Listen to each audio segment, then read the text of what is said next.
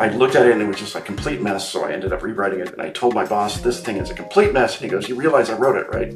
Yeah, the whole system applies to a UI transform. It's basically saying that it's a functional statement that this function transforms into the user interface.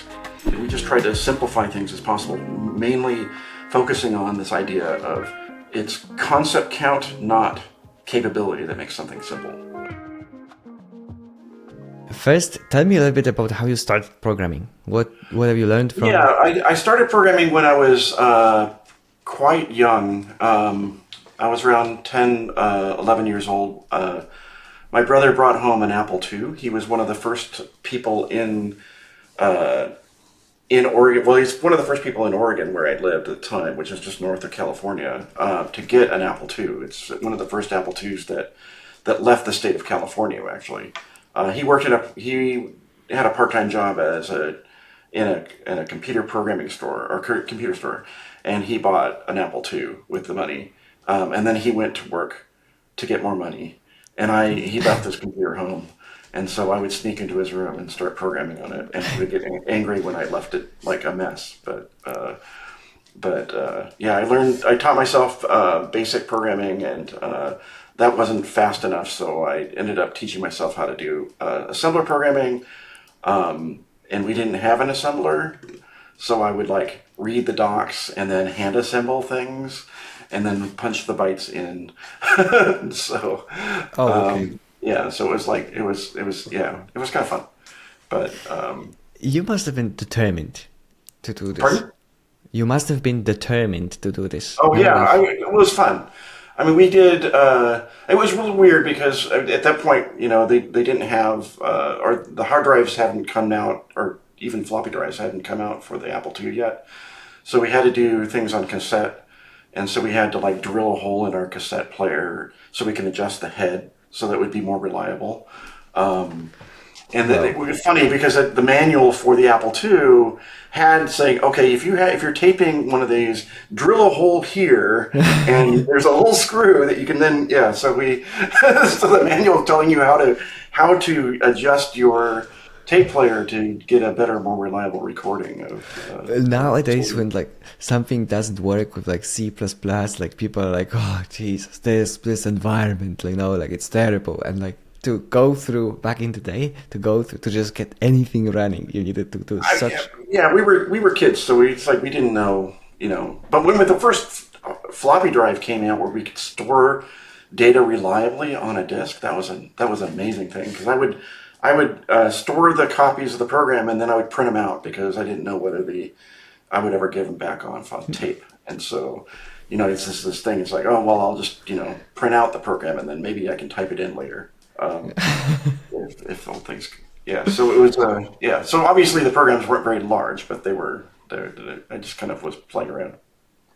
So how did you go from there next? What did you do? Yeah, so I went to college, or you refer to university, and for 4 years and got my computer science degree. But I mean, I was programming all the way through. Like I started at 12, and I was just doing various things. We got the Apple II. We ended up getting a PC at the time came out, and we were just doing various things. And then I learned a bunch about programming when I was in college. Hi everyone, let me take a break to thank members of the show who made this conversation possible. Members get earlier access to videos, including longer unedited footage from live streams, as well as they're invited to our private Discord server. If you want to support this show, there is no better way than becoming a member on YouTube or Patreon. Thank you so much. Took a bunch of programming classes, and then I right out of college got a job at Borland International in Scotts Valley, and I worked on.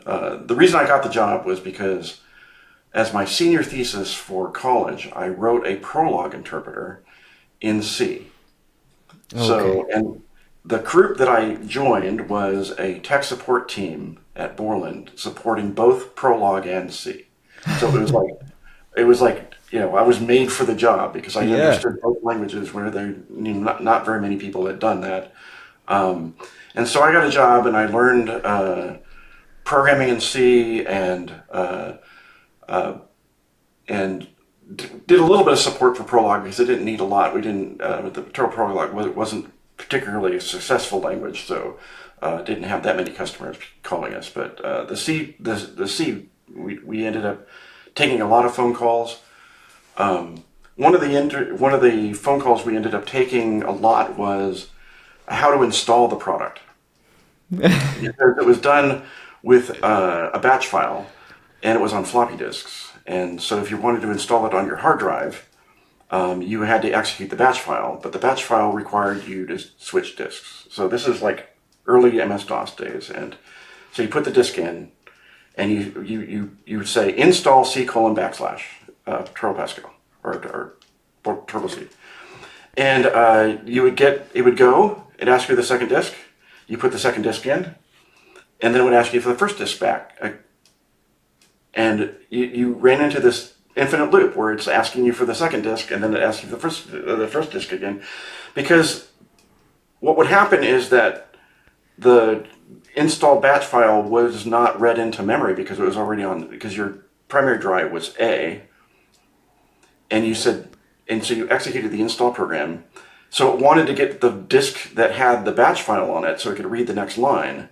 But we wanted the next disk to read the file so we could copy it. So the trick was we would always say you have to go to C:, so you're on the hard drive now, and you go A: install C:, Okay. and people would say I did that. And you go, no, well, type this exactly, C:, enter. It was that, and that inspired me to write an install program. Basically, I'm going to get rid of this question.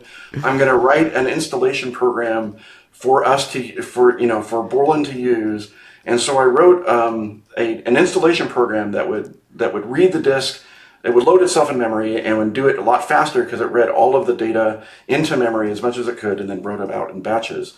And so I wrote that. And then we started using that install program for, I think, starting with Turbo C2. So that was my entry into the research and development because I was end up doing all the install programs for all the products at the time. It's nice. And then I went into R&D working on on the debugger. So Turbo Debugger, I don't know if you remember that at all, if you ever used it. There was a debugger that was just an app that would ran in, at that time it ran in protected mode version of 386. So it would load essentially a virtual machine. It would load the debugger in the virtual machine, and then execute your program in MS-DOS in a virtual instance below it. So it thought it was the program executed as if it had the entire machine, but it was just a virtual machine. And so the debugger would be debugging the virtual machine. And so you got all kinds of cool things we could do, like memory trace points and a bunch of other things that we could do. And so I worked on that product, specifically the virtual mode monitor. So I wrote, which was written by this one guy, and it was like 10,000 lines of assembler. So, Nice. Had to fix bugs in that. That was fun. Nice. And then Turbo Pascal 5.5 came out, which was the first version of Turbo Pascal that had object-oriented extensions. And that time they needed an install program. There was a thing called tinst, which is the way you adjusted colors and keystrokes and stuff like that. What it did was just, this sounds crazy now, but it would open the executable and write into the executable what the changes were. So they were like memory locations that would load the program into. There's a section of the executable that loads into memory. That's your initial memory image of your data, and that had a marker of this is where the colors are. And so what we would do is we open the executable, look for the marker, modify what the colors were, and then the next time you loaded the executable, you would get the new color scheme. Wow. It seems crazy, but that's the way it worked. I mean, the keystrokes were the same thing. It's like, well, why should we read a disk-off file when we can just read it in, So you would actually bash the image, the executable image, that you were using, which sounds crazy, and is, but that's what we did. And so I would maintain that program, and I rewrote it because it was difficult to maintain. I rewrote it in object-oriented fashion with essentially a small class library that did the menus and the checkboxes and the radio buttons and all the kind of stuff for the install program, because I looked at it and it was just a complete mess, so I ended up rewriting it, and I told my boss, this thing is a complete mess, and he goes, you realize I wrote it, right? Yeah, so, no, I didn't. He goes, no, I agree, it's a complete mess, which is why I'm a manager and not an engineer now. So I rewrote it with the object-oriented stuff, and then I was the only person in the company to actually, or at least in research and development, that knew how to use I taught myself object-oriented programming before, because I thought it was cool, and so I just taught it to myself.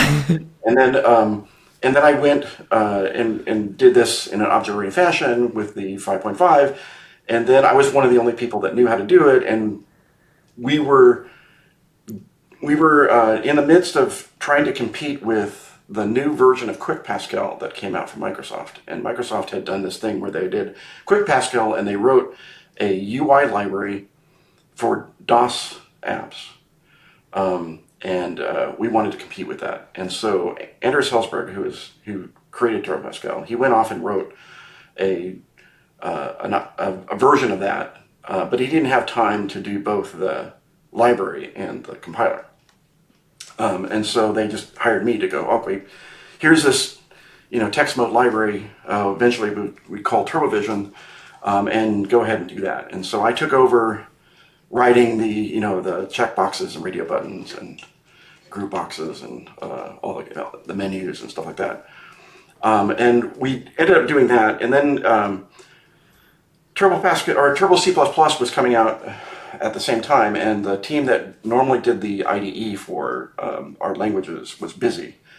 We wanted to release, and they couldn't release two products at the same time. So we decided, hey, we were doing this visual, this UI framework. Let's write an IDE. So how hard could that be? And so what we did was we took the editor and the debugger out of the IDE and integrated that, and produced an IDE ourselves using that same library that we were building, and so that became Turbo Pascal 6. So that was essentially we wanted to do that. So we came up with Turbo Pascal 6, which we used TurboVision to actually create the IDE, and then we released the IDE, the library at the same time. So that was my first class library. Was essentially or UI class library was TurboVision, first production version if you don't count the install program. And that started me on the long journey of doing multiple UI libraries. Can we talk a little bit about Pascal in and of itself? Like I actually started learning programming in university by doing Pascal, which was for me then an odd choice. Next year was doing already Python. They switched and they never get to learn. But people have such fond memories of Pascal as a language. People always speak highly about. The thing with simplicity. There are some irritating things about it, and I got as a language maintainer of this. So eventually, what I became is not only just the person writing the UI library, but we designed language changes, which I can go into in the beginning of VCL. But after a while, there are some things about the language that was kind of bankrupt as far as how you could change it, because they're just design choices in the language that made it difficult. But there was still some flexibility we had that we could do, and we changed things like we got rid of the up arrow that's necessary to dereference a pointer and things like that. So over time, we kind of cleaned up various pieces of it. But the language was very, very simple, and you can understand it. You could learn it in a couple days. There's nothing we did was particularly complicated. Now that's not quite true with the more modern versions of Delphi, but at the time, at the time we were doing it, it was very, very simple. You had classes. You had nominal based typing, so it's this type because you said it is. And then the type checker was very easy to predict. And we didn't do a lot of, it was very predictable. We had ways of doing, sub-ranges, and we took advantage of that. And we tried to make sure that everything was really, really easy to understand and simple.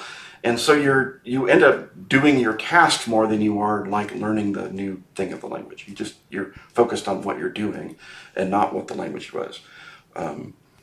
There was a lot of things that came about where we would get feature requests from different languages that I can do this, and why can't I do that in Turbo Pascal and Delphi? And a lot of the reasons were was that we just didn't want to introduce the complexity.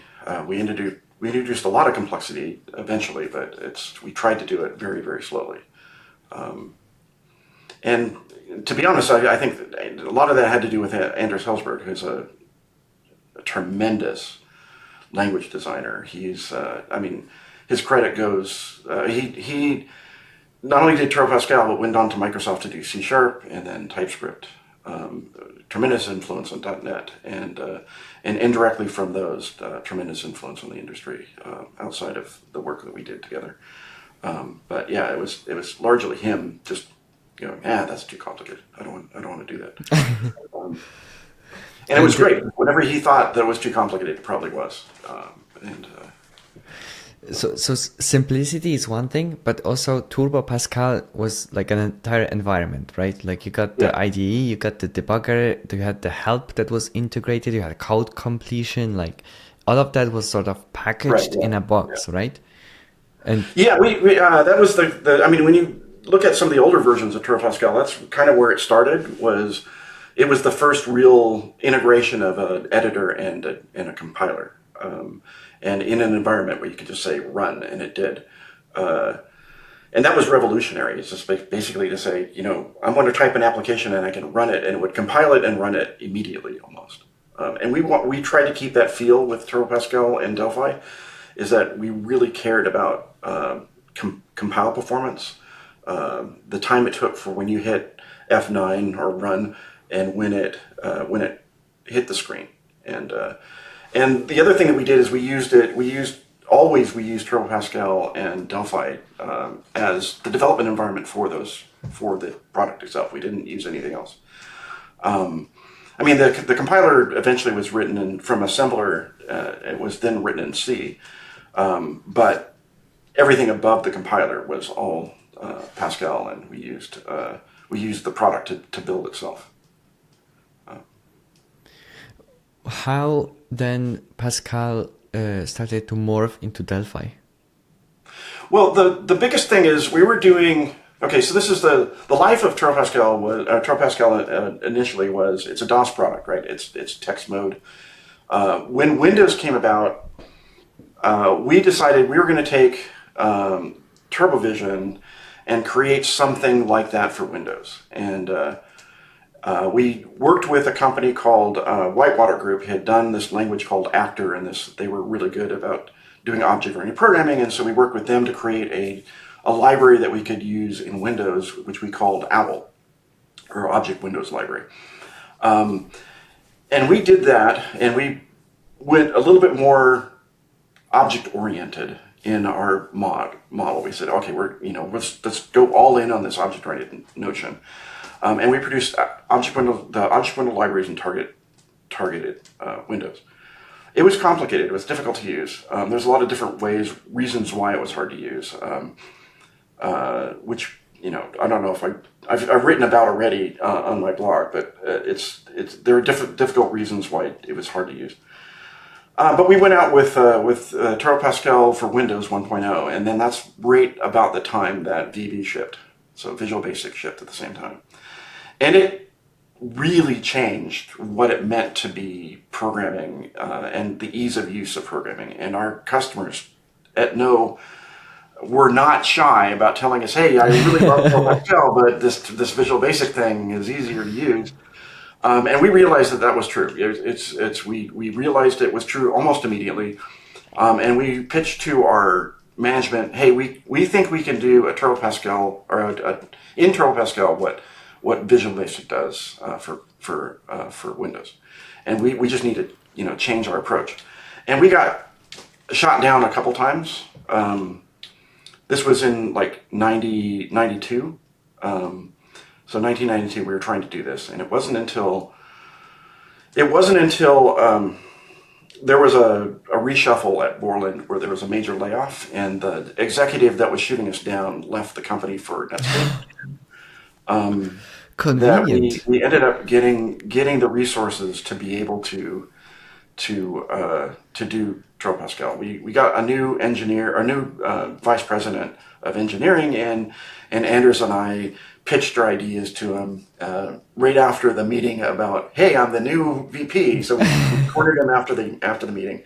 Said, hey, we have this idea for a new product. Should we do it? He goes, he's the new guy. He's going, yeah, that sounds good. Why don't you do that? And so we said, okay. Yeah. So we went ahead and did it. And so we started Delphi. And then essentially what we wanted to do is we wrote on the whiteboard a couple things that we wanted to be true. We wanted things like button.caption equals hello, or colon equals, to mean that now the caption of the button was hello. You didn't have to do anything else. At the time, like for example, object windows, like OWL, you had to do all kinds of steps to do that. It was and mostly you had to do things like up arrow dot set caption of open paren hello, right? So it was like this really weird thing. You had to understand that it was an object, and that object was a way of controlling the control. It wasn't the control. So it was like a bridge. It said, I'm going to set the window handle that I'm wrapping. I'm going to call the set caption function and all that kind of stuff. And we wanted to get rid of that. We want to say, from the user's perspective, or for the developer's perspective, when you have a button, it's the button, right? When you say button.caption, that's the captions button. And so what we wanted to say is that it's not a wrapper around the button, it is the button. And when you put a text edit, it's not a wrapper around the text edit, it is the text edit. So what we did is we moved the source of truth from the handle that Windows was controlling and moved it into our object, and said, okay, this is the source of truth. If you change this value, then we do our best to make sure that happens. We also made things that were very difficult to do. If you ever programmed in Win32, you realize how difficult it is.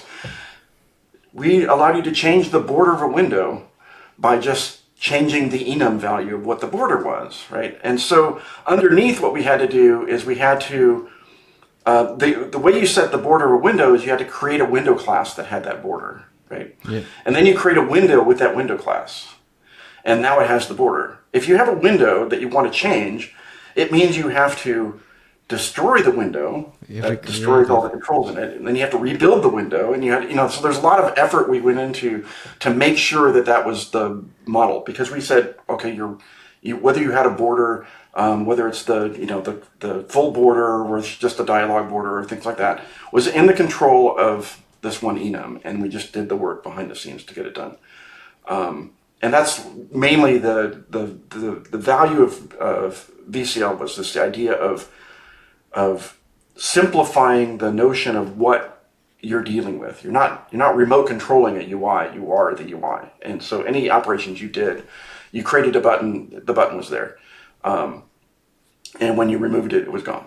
And so that was kind of innovative at the time. You didn't have. There's also what we did is we got rid of the multiple states. One of the things that was difficult about object windows is that you had this.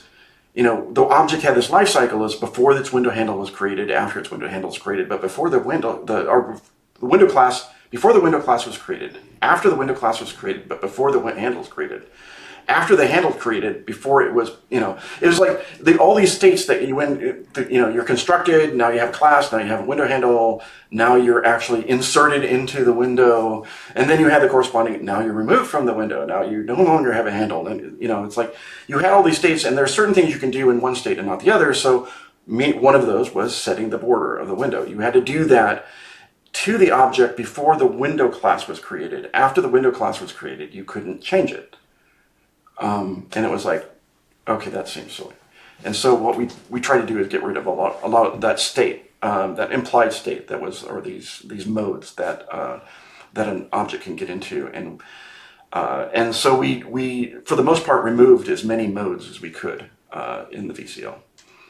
So essentially, and also the one thing that we got rid of, we kind of backed away from object-oriented programming, and we went to this thing called an event or a method pointer.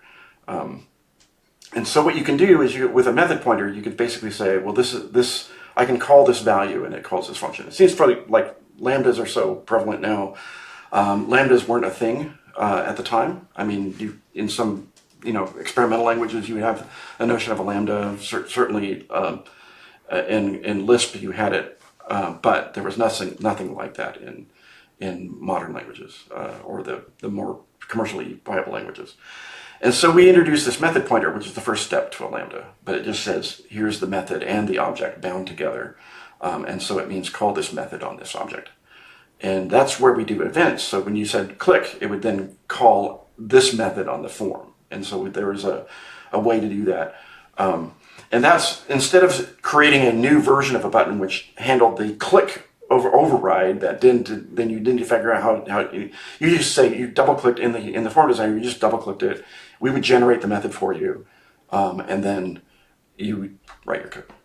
And then it's when you wanted to click, that's the code that execute.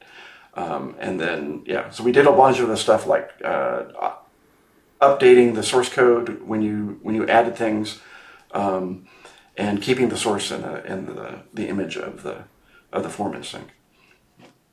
The other thing we did was this form designer, which was one of the first things I wrote for Delphi was the form designer, which is basically this palette of controls.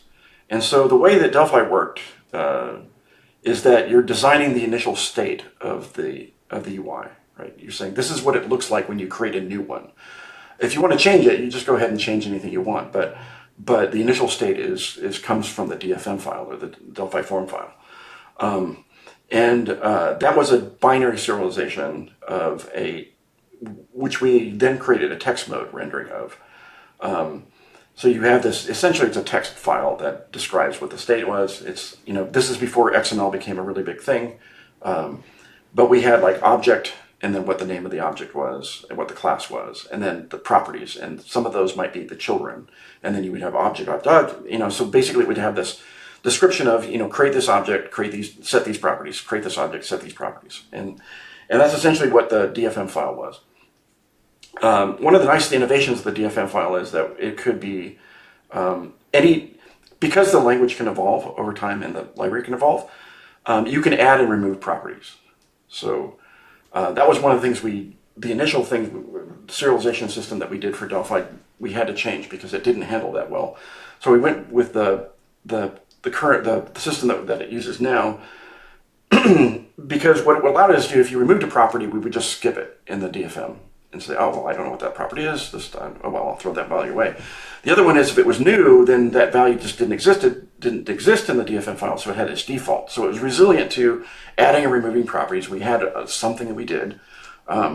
We also had this idea is if you ended up loading it in the form designer, then we would tell you all the things we ran into, and we try to load it, right? So you got some of your state, even if the objects in it didn't or had changed in some significant way. Essentially, what we were going for is that this was a resilient format, not an accurate format. So when you're talking about serialization of data across the wire, you want accuracy for the most part. You want it to be, this is the object that I want on the other side. And so you strive to make sure that the object that you have over here is the same object essentially over there. We didn't want that. We wanted resiliency. It's like you're specifying a value. You want it to be like source code in that, well, if the object changes, I don't care that the class is different. I just want these values. And so that's what we did with the serialization system. But essentially with the form designer, you're building the initial state. And then when you run the program, then you can just update the state. The other thing we did for database was you can connect a database like a table or a SQL query to the controls, and they automatically would update the current state of the database, so the current record and stuff like that. So we ended up having these nice controls. So a combination of all of those, like thinking through every step of the way, saying what is the simplest thing we can do, We also, well in mind, what's called the Pareto principle. When we were developing VCL, we knew that we couldn't wrap everything. We couldn't just produce a control that corresponds to every control in Windows, and especially when Windows is adding new ones. So we came up with this idea is that there's in the Pareto principle, there's 80% of the tasks are done by like 20% of the framework that you do. So there's like 20% of what you're doing of the API that's used 80% of the time. That's basically what it is. But then there's this 20% that is not in that group, and so it appeals to this principle of make the easy things easy and the hard things possible. And so what you want to do is you want to say it's easy to do these things which are easy, but if you need to do something that's hard, here's how you do it. And so we did things like we exposed the window handle, which was unique to us at the time. So if you put a button down, you could grab the window handle and start doing things to it. The other thing that we did was the device context, so the graphics layer. You can get the DC and you can do anything you wanted to it. And when we recovered from that, so we had a system where if you set the brush color to be blue, or you set the brush properties and it was blue, but in the DC, you set it to some random brush. The next operation we would do, like you say, draw using what we called the canvas, which was the wrapper around the DC, we would then reset our values into the DC before the operation was done. And so anything that you did, we would just say, well, we rely on the brush being blue, so we'll just set that back. And so we didn't guarantee that we kept your values that you did. But while you had the DC, you could do anything you wanted. And then when you called one of our stuff, we would like, okay, well, we need this, like we need the font to be correct, so we'll set the font in. We need we need the brush to be correct, so we set the brush, things like that. And so we would do these operations, and the idea was to be as simple as possible. The other reason why we did the DC, the wrapper and canvas, is because we wanted multiple canvases. We wanted every control to have its own canvas.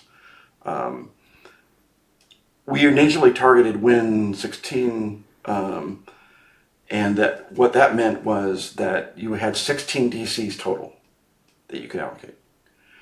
The system just started falling down. So if you allocated too many DCs, then the operating system wouldn't be able to work.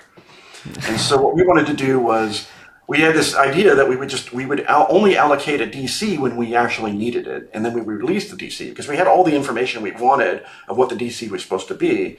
So we would take this DC and we would set the things in it, and then we would do stuff, and we would keep it only as long as we needed it, and then we release it, which meant that if any other canvas wanted it, we'd say, well, okay, well, you can have it now, set it to what you want and do the operations.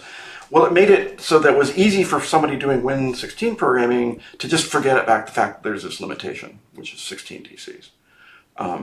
And so they could just start using the canvas, which made things a lot easier to just, do canvas operations in the middle of a Delphi app, which was really cool. So there's a lot of that we did. We just tried to simplify things as possible, mainly focusing on this idea of that it's concept count, not capability, that makes something simple. So the idea is that when you're trying to make something simple, it's not the number of operations, that's what you can do. It's how many things do you have to think about while you're doing it, right? Do you have to keep these things in your head? So everything that was you need to keep in your head, we tried to remove. So we thought about introducing garbage collection, for example, which is what we ended up not doing it because we wanted to ship within a year, and we didn't think we could get a garbage collector that would work within that. All of that you mentioned now was shipped in a year? Yeah, well, a little over a year. We got it done in about a year, but we ended up, Visual Basic 3 came out when we were just about ready to ship Delphi. And we spent another year doing the database layer so that we could compete with Visual Basic 3. Okay. But basically a lot of this was done within 6 to 9 months. I mean, we were just, that was our release cycle for Turbo Pascal, is that you release the product somewhere in January, February timeframe, then over the summer and the fall, you build a new product. So you have like 6 months. You build the new version, and then you go into beta and you fix everything that you built. And then you released in January, February, and then you start the whole thing over again. And we continued that with Delphi. We just went on this yearly cycle of do a bunch of planning, do a bunch of features. Hopefully all the features land in time. If they don't, we had this list of, this is important, this is not, or this is nice to have, this isn't, so we could drop it. But we would do that cycle of like, okay, here's the product we're going to produce. Let's produce that. And we did that in like sometimes 8 months, but around 6 to 8 months. Then we went in beta. Some of the features were landing in beta, which we tried to avoid, but it's kind of hard to avoid. And we're landing those, and then we would do the what we called Gamma, which you would call release candidate. Our Gamma's predates Microsoft's release candidate, a name.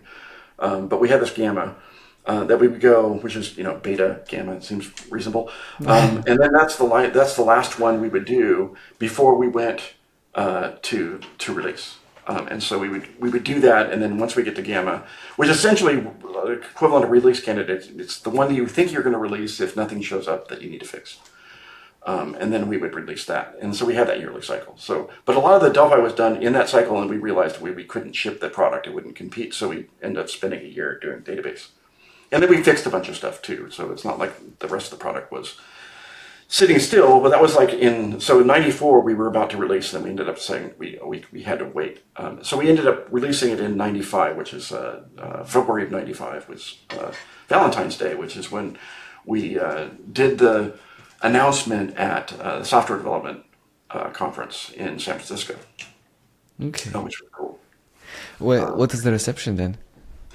It was amazing. We had an amazing marketing person on our team, Zach Erlocker. He's one of the things that we kept from Actor. Is the company is that Zach Erlocker worked at Actor, and then he came over to work with us, and he started this rolling kind of small leaks, targeted leaks to the press. So there's, we got this buzz about, this thing called Delphi is coming and it's going to change your life kind of thing. And so we got this initial buzz. And then when we released, we had like, I don't remember exactly the number, but it's like 3,000 or 4,000 people in an auditorium. And Anders gets on stage and he starts demoing Delphi. And it was one of the most amazing experiences I've ever had in my life, is that people were really excited about it. They were really excited about things that I think are a mistake now, but we had this idea that we would pull all exceptions. And so if some exception ran in your program, we would display the message and then it would continue. The program would continue, and people thought that was pretty exciting and cool. Because we had exception handling and a bunch of other things that worked. And then the coup de grace was he opened the Delphi app in Delphi and showed you all of the dialogues, or like a selection of the dialogues that were in the product that he was demonstrating, and said you could edit those in Delphi. So the entire Delphi was written in Delphi, which you couldn't make that same claim for our competitor at the time, which is Visual Basic, which was all written in C, and C++. And that was like, it's a testament that not only can you do your apps, but we did our app, and look, it's awesome. And that was an amazing experience. It was the most amazing experience I've ever had, because just the reaction, we got standing ovations during the demo. It was the excitement was palpable. And yeah, it was fantastic. Nice. It was great. It was a great release. I highly recommend anybody who wants to be in software engineering to have something like that. That's not something you can just plan. Oh yeah, I'm going to have 10,000 people show up at my thing. Yeah, the culture changed, like I don't know how many people would come to the conference now for like the new programming language release, or like UA framework release. Well, you get conferences, like I went to an Angular conference later when I was working on the Angular team, and that was like an exciting thing where 10,000 people are there for Angular. And the similar thing for Android. We go to Android conferences where lots of people show up talking about the stuff. So but from that perspective, that was the first time it was like, we're releasing something new. And by the way, it wasn't in 2 weeks you could get it. It wasn't like, oh yeah, this is something we're going to be releasing in a while. It's like, no, we're actually ready. And it's been shipped out to the stores, which was a thing then. And then it will be on the shelves, on March 1st, and you'll be able to get it. And that was the other thing is that wasn't exactly true because there's one of the engineers that I work with, Mark Cousineau. He was working on the database stuff, some of the low-level stuff, and there was this bug. And so we were all going to the conference to watch Anders on stage, and he was fixing the bug. So he took one for the team. Yeah, so he spent the time that everybody else was getting accolades to. Yeah, let's actually make the product work when it releases. So I really appreciate what he did. He's an unsung hero of Delphi. So when it comes to the release, so we were actually ready on the March 1st to get it, and that was good. So what happened next? You released Delphi. You still have been in the Borland, right? Yeah, I was at Borland for 16 years, most of which was on Delphi. After Delphi 2.0, which was a 32-bit version of Delphi, Anders was recruited by Bill Gates. Bill Gates wined and dined him and caused him to go up to Microsoft. The money didn't hurt either, but so at that point. What I did is I took over the duties of chief scientist of the product, or the chief architect and lead, and so I ended up shipping 3.0, 4.0, and 5, and so that was the time I was there. We also did a bunch of things. We did we did Delphi for Linux, which was somebody used, I think. But we spent a lot of time doing that. There was a lot of things at the time. I feel kind of a little bad about that because I wrote a paper that I circulated to management, which basically says these are the mistakes we need to avoid making. One of them was a Delphi version for Linux. Oh, really? So, this was a mistake. So we should not do this. And then I said, we should avoid doing a 64-bit version of the compiler, especially for Itanium. I specifically said we should not do a code generator for Itanium, and we should figure out how we're going to respond to .NET, but not get too tied up in it. And the only one that we didn't do was the Itanium code generator, and the other two were mistakes that unfortunately I foresaw and then drove us into those mistakes, which was unfortunate. So we did a .NET version of Delphi. I don't know if anybody used it either. And so those are the things that were like mistakes that we should have avoided. And really my fault because I saw them coming, that we did them. But it was sort of like, at the time, it was like, well, this seems like a reasonable thing to do. So anyway, so I led the team through the really rocky times at Borland. Borland was always on the list of companies that were going to go under the next 6 months. The whole time I was there, or at least that time I was in there. And we went through this renaming of Borland to Imprise, and then back to Borland again, and then to Code Gear, and then to all that kind of stuff. So I left during one of those reshuffles because I had it. Another reskin. Yeah. I just couldn't deal with all of the politics of the company anymore, and I asked Anders if there was something I could do at Microsoft, and so he ended up floating my name to a couple people there, and I got a job at Microsoft, specifically working on Windows Presentation Foundation, which is was Avalon at the time, but it is called XAML now, so it's renaming. And I work primarily on the XAML language. Can you also linger a little bit on the Borland side? Like how Borland was making money back then? Oh, yeah. Well, I mean, I think it's still the case how they make money, or how Delphi makes money, is by licenses. It's like, that one's really simple. It's like you buy the product and you are a license to use it. Even before open source was a thing, Borland always, like for Delphi, we always gave you the source code for everything that went in your app. So if the compiler, we didn't give you source code for the compiler or the IDE, or DLLs that we required, but we gave you anything that compiled into your app. You got the full source code for the runtime library, the VCL, anything that went into your app. So if it's all the database layer that was written in Pascal, you got that. But that was part of the license. So you licensed Delphi, and you got the entire source code, and some scripts to build it. People never did it that way, very rarely did it that way. But what allowed them to do is if they ran into a bug fix or a bug that they didn't know that they really wanted us to fix, they could fix it in their copy. And continue on. And that was the main reason we wanted to do that, as well as providing examples about how to program, and how to use the product. And that was the culture we had, which with everything that went into your executable, you got source code to. But the way it made money was by licensing. And so our model was to produce, like, for example, if I'm producing a new version of Delphi, I would do a couple things. One of them is that I would come up with what I called the elevator pitch, which a lot of people call it, but it was the elevator pitch, which is like, what is the go-to-market tagline for this release? And so what are we going to do? And so that was what we would come up with as a team. And then we also had to have a few features that I called they're instant gratification features. So what they were like a compiler optimization, a new feature in the IDE that allows you to do something, a new database driver or some feature in the database, things like that.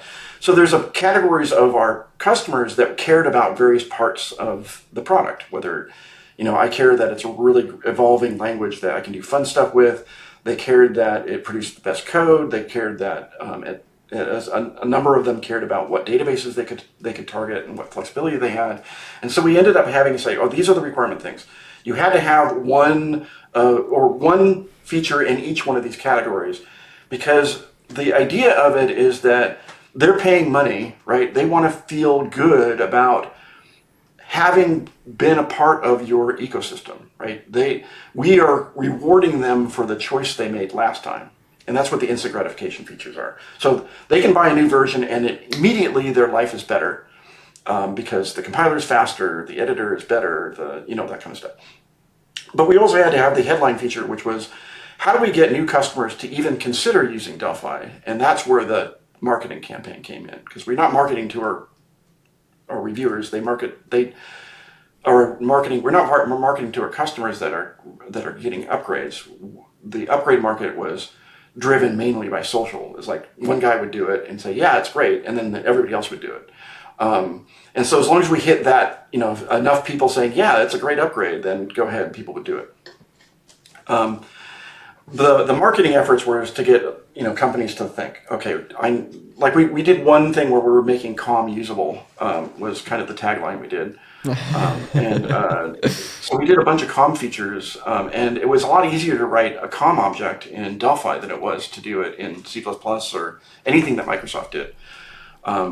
Because with the way we did interfaces, our interfaces that we added to Delphi were COM interfaces. That's how they were implemented. So we didn't have this difference. Like in C++, you had to do an abstract class that acted like the interface, and you had rules around it, but the language didn't enforce them. In our case, what we would do is that would be the interface. If you wanted to do we did query interface. And so once you got a COM object and you described it, it just acted like a Delphi object. There wasn't, you did query interface and it just worked. And that was one of the things we did. But that was the language features and doing COM and extending ourselves to being able to do COM applications. We also did a remote COM before DCOM. So we did this remoting layer on top of our API and stuff like that. So it was like, we did a bunch of stuff that were just focused on, remote execution of code, synchronization of data.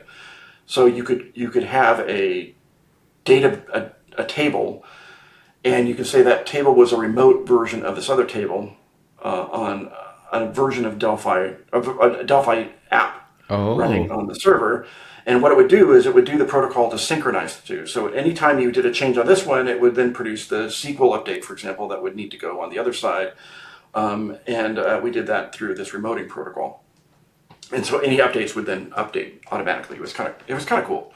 But we do things like that for the database part. We would do these remoting stuff. But our job was essentially to sell not only the product to new customers, but to make sure we sell the product to the existing customers, because they're shelling out the upgrade money, and we need to make sure that they have value when they do that.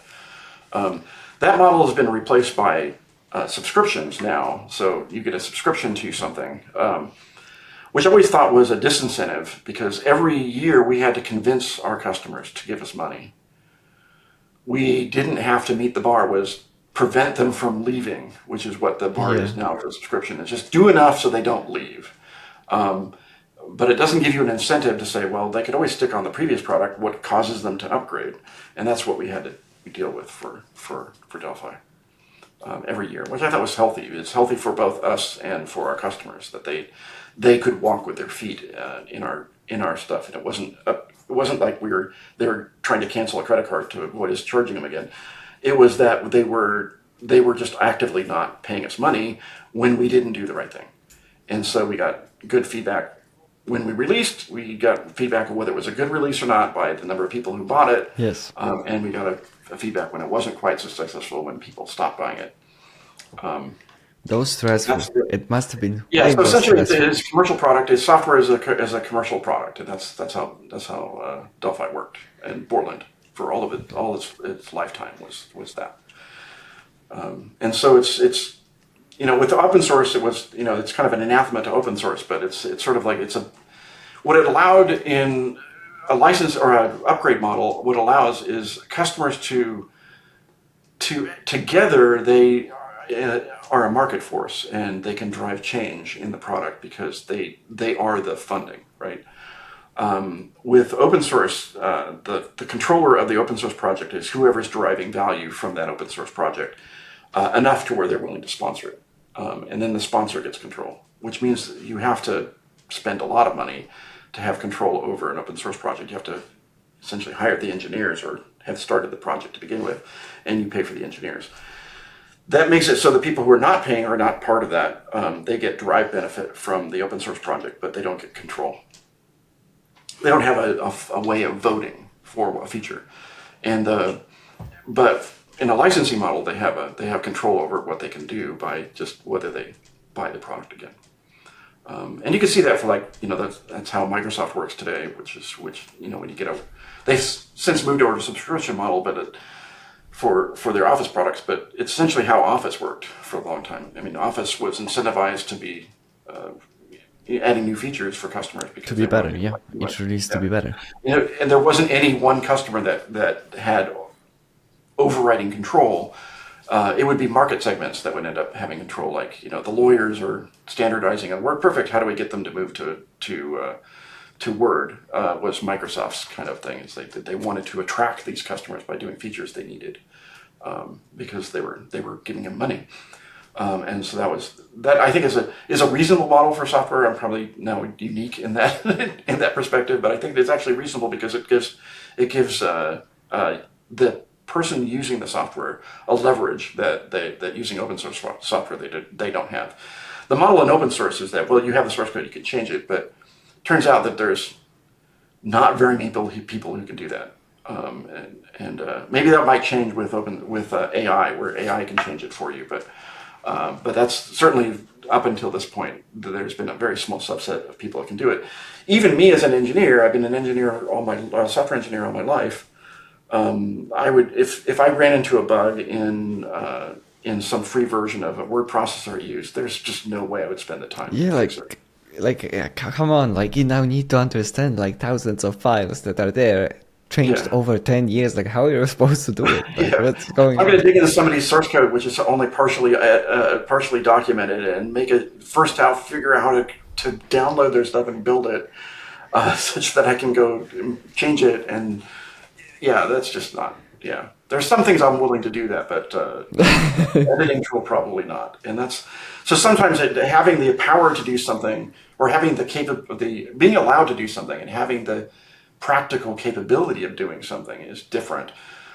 As a user of paid software, you say, well, I'm just not going to, that feature doesn't interest me. I'm not going to upgrade. And that in itself, I mean, just by doing nothing, you have power. Where in open source, you actually actively have to do a lot. So it basically takes away some of the power of the consumer of the product, but it has a lot of other benefits that are great. I mean, since I've been doing open source projects for most of my career, it's like, oh, like it's valuable. Since Well, I like really, this perspective. I like this perspective. It's a fresh take. Often people say like, "Hey, it's open source. You can do it. Do whatever you want with it." It's like, nobody's doing it. Can you do it? It's not whether physically can it be? Is it possible for you to do? Is it legal for you to do it? Is different than, oh, I can just go do it, right? Oh, it's just simple. I can just change the color of this thing because I like to. It's like, well, no. Well, it's like, well, now you have to learn some engineer's philosophy of how color should be done in an application, and then find out where that color becomes, and then I need to go figure out, oh, by the way, they encoded it in LSV instead of RGB, and so it's like, what do I do? So there's just practical things that the people just don't have the knowledge to do, and it becomes impractical for people to do it. And then you could always hire somebody, but then it's like, well, instead of not buying something for $100, I'm gonna hire. I have to actually somebody. spend thousands of dollars to get somebody to do something, right? It's just like, oh, that's not worth it. Or if it is, then it's worth it for a company to do it, right? Not for an individual.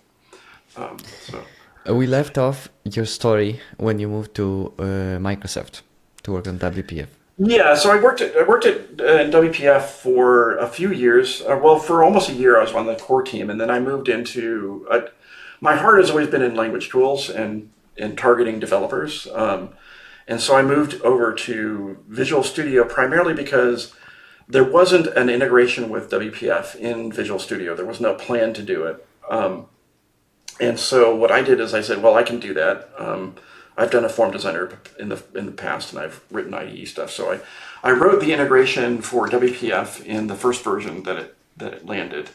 I did an editor of WPF that you could do inside of Visual Studio, and I did it as a two-way synchronization because that's what I thought should work.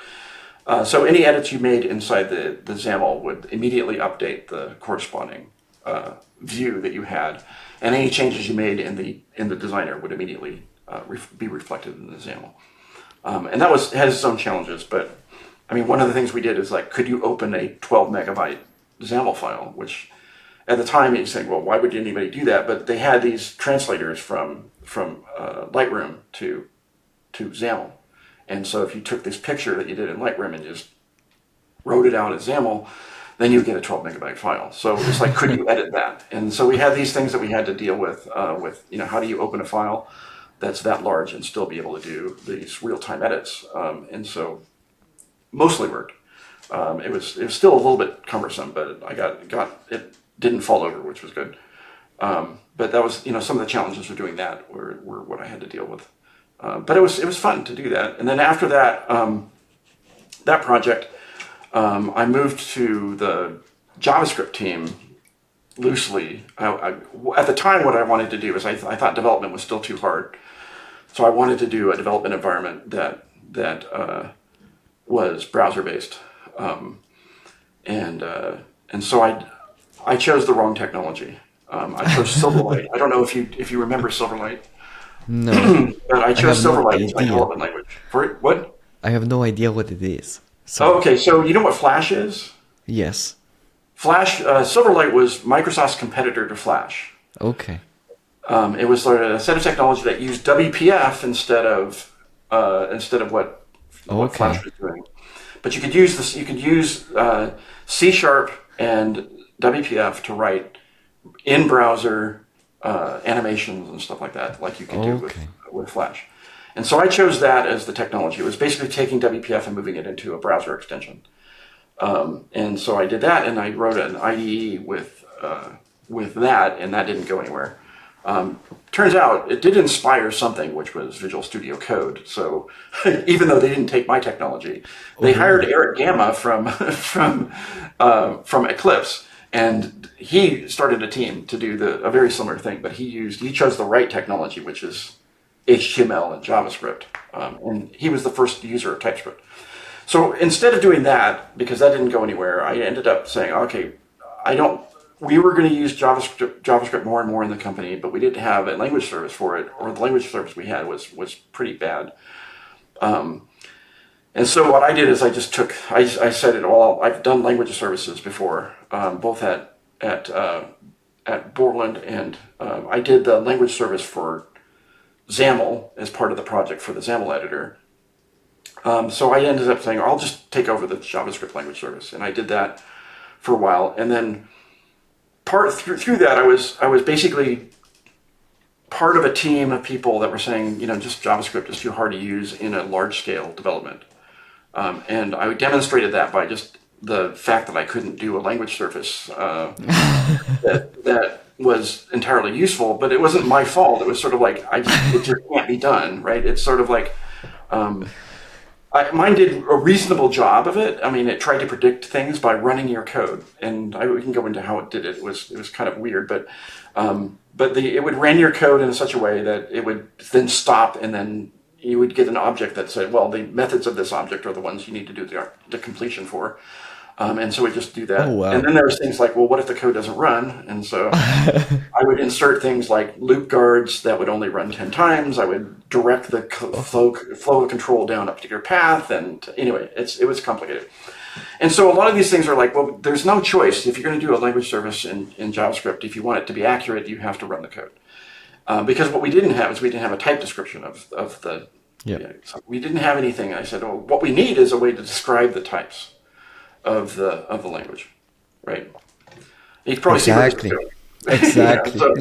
So Steve Luco, who was running JavaScript at the time, what he decided to do is, okay, he has a language background too. So he said, okay, let's design a language.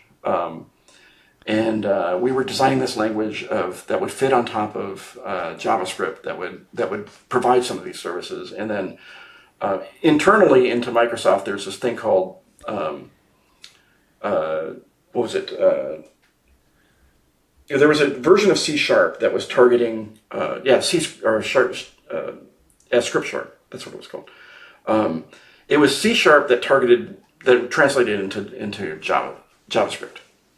Oh, It was a variant of what Google did with Java to JavaScript, and they did it with C# instead, which made it easier to do development for the web. But Anders hated it. He didn't want C# to be used that way because there were features of .NET that you assumed to be true in performance and things like that had to be simulated in JavaScript. And so you're paying a huge cost to simulate .NET, and you didn't get very much. And his perspective is, well, why don't you just get a language that is JavaScript but just has types? So that was like, okay, that was the genesis of like, we came together and said, we have a common vision. Let's have a language that sits on top of JavaScript that is that has types on it. And that became TypeScript. And so that was the initial foundation. I was on that team briefly during its inception, and then got tired of Microsoft during that time. But there was politics reasons, not the people I was working with, but we ended up designing essentially the way TypeScript worked at the beginning, and then the Eric Gamma's team, who did Visual Studio Code, they were prescient enough to say, hey, we're doing a large project in JavaScript, and you're designing a language that makes it easier. We're going to adopt your language. And this is before we were even done with it. They decided to wholly adopt TypeScript in Visual Studio Code for everything. It's basically taken an early alpha version of language and said, hey, we're just going to adopt it and we're just going to use it. And so we That's had this bold. internal customer that just was totally gung-ho on using it. So we could get, it was a much better product in 1.0 than it really had any right to be because of the Visual Studio Code team, because they were just adopting it and using it and giving us feedback on, the things we're doing good and things we're doing not. And then at the same time, that was when Dart was releasing at the same time, the first version of Dart. And we decided to go public with this TypeScript thing about that time, because we thought we had a better approach. Where Dart was simulating the Dart execution engine in JavaScript, which is what we thought was a mistake. We then said, okay, we're JavaScript to JavaScript. You start with JavaScript, we add types, we validate your JavaScript, and then at the end result is the JavaScript you wrote. And there isn't anything else. There's some exceptions to that where we said, well, we'll do some rewritings for features that are going to be in JavaScript, but are not there yet. So one of those was, like, for example, one of the versions we did async functions, async and await before that was part of the standard, but we knew it was coming, so it just allowed you to use it early. And so we did that. So the only rewritings we would do is to make up for features that we expected to be in the language. They didn't always predict it correctly. Like enums, for example, never made it into the language. And now the more modern versions of TypeScript, you can actually turn that off. So you don't get enums. But that was the philosophy, is that you start with JavaScript, you write JavaScript, it just validated JavaScript, and then you get JavaScript at the end. And so that was a cool project to be on. And then you can get a normal language server, because now you get not Yeah, exactly. types. Then you can get a language service that actually, you can do, replace the symbol, and that you're replacing that symbol. So you can do refactors and renames, and that was the thing that we're trying to get. Not only get types, but you get refactor, rename, or the common refactors you want to do in a large code base. And you can do it and know that you can do it, because the problem with JavaScript is that in a large project, if you want to refactor it, good luck. It's like, hopefully your tests are good enough to catch anything, but you could do search and replace, but you're never sure that this symbol, that is unique within the project enough to where you're not renaming something that's load bearing somewhere else. And that's what TypeScript would end up helping, is that refactors and being able to do those kinds of things. And so that's really what we're trying to do, is to say, okay, let's create a language that helps developers who are now going to be targeting JavaScript and web development, allow them to do large teams. And that was the thing in Microsoft, is that, like, when the Office team wanted started to do stuff like Office 360, they needed to do a lot of JavaScript programming, and so they were looking for some solution. And we were kind of just in time for that. We ended up displacing the script sharp that they were using with TypeScript, and so that was nice. And when I got to Google, not too long after that, then Google adopted TypeScript as well, and that was kind of cool. And so they dropped, eventually, not immediately, but they dropped the idea of producing their own version of the same thing, which they call Clojure, the Clojure compiler, and eventually TypeScript has replaced all that technology. Not Clojure, the language. Not Clojure, the language. There's a compiler called Clojure, which was spelled different.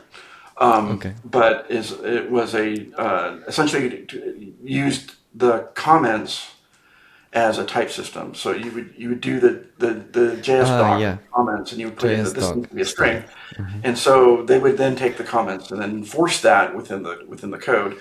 The innovation of TypeScript was essentially, you can use colon what the type is, so you don't have to. It feels part of the language, not something bolted on. And you didn't have to mention the parameter name twice and all that kind of stuff. It felt more natural. At least I felt it was. But then I left Microsoft during that time to go to Google. Well, first, I almost would left Microsoft to go to Google. What happened was I ended up got recruited into the Xbox team because they were using WPF, and they were having problems using WPF for Xbox One. And so they're having performance problems. And I said, well, I don't want to be part of Microsoft anymore. And so one of the VPs said, hey, if you're part of Xbox, you're really not part of Microsoft because we run as a totally independent organization, and it was true that they were much more like a startup inside of Microsoft than they were Microsoft. So I said, okay, well, I'll try that. So it's sort of like easy. I can just move buildings. I don't have to leave the company. And so I did that for a year prior to Xbox One. And so I did all of the performance work for WPF, which is the SysUI, and then, essentially learned from a lot of the mistakes that we made in WPF that this was not the way to do a UI framework. But so I was, trying to get to perform well and end up running these roadblocks that we just never could overcome.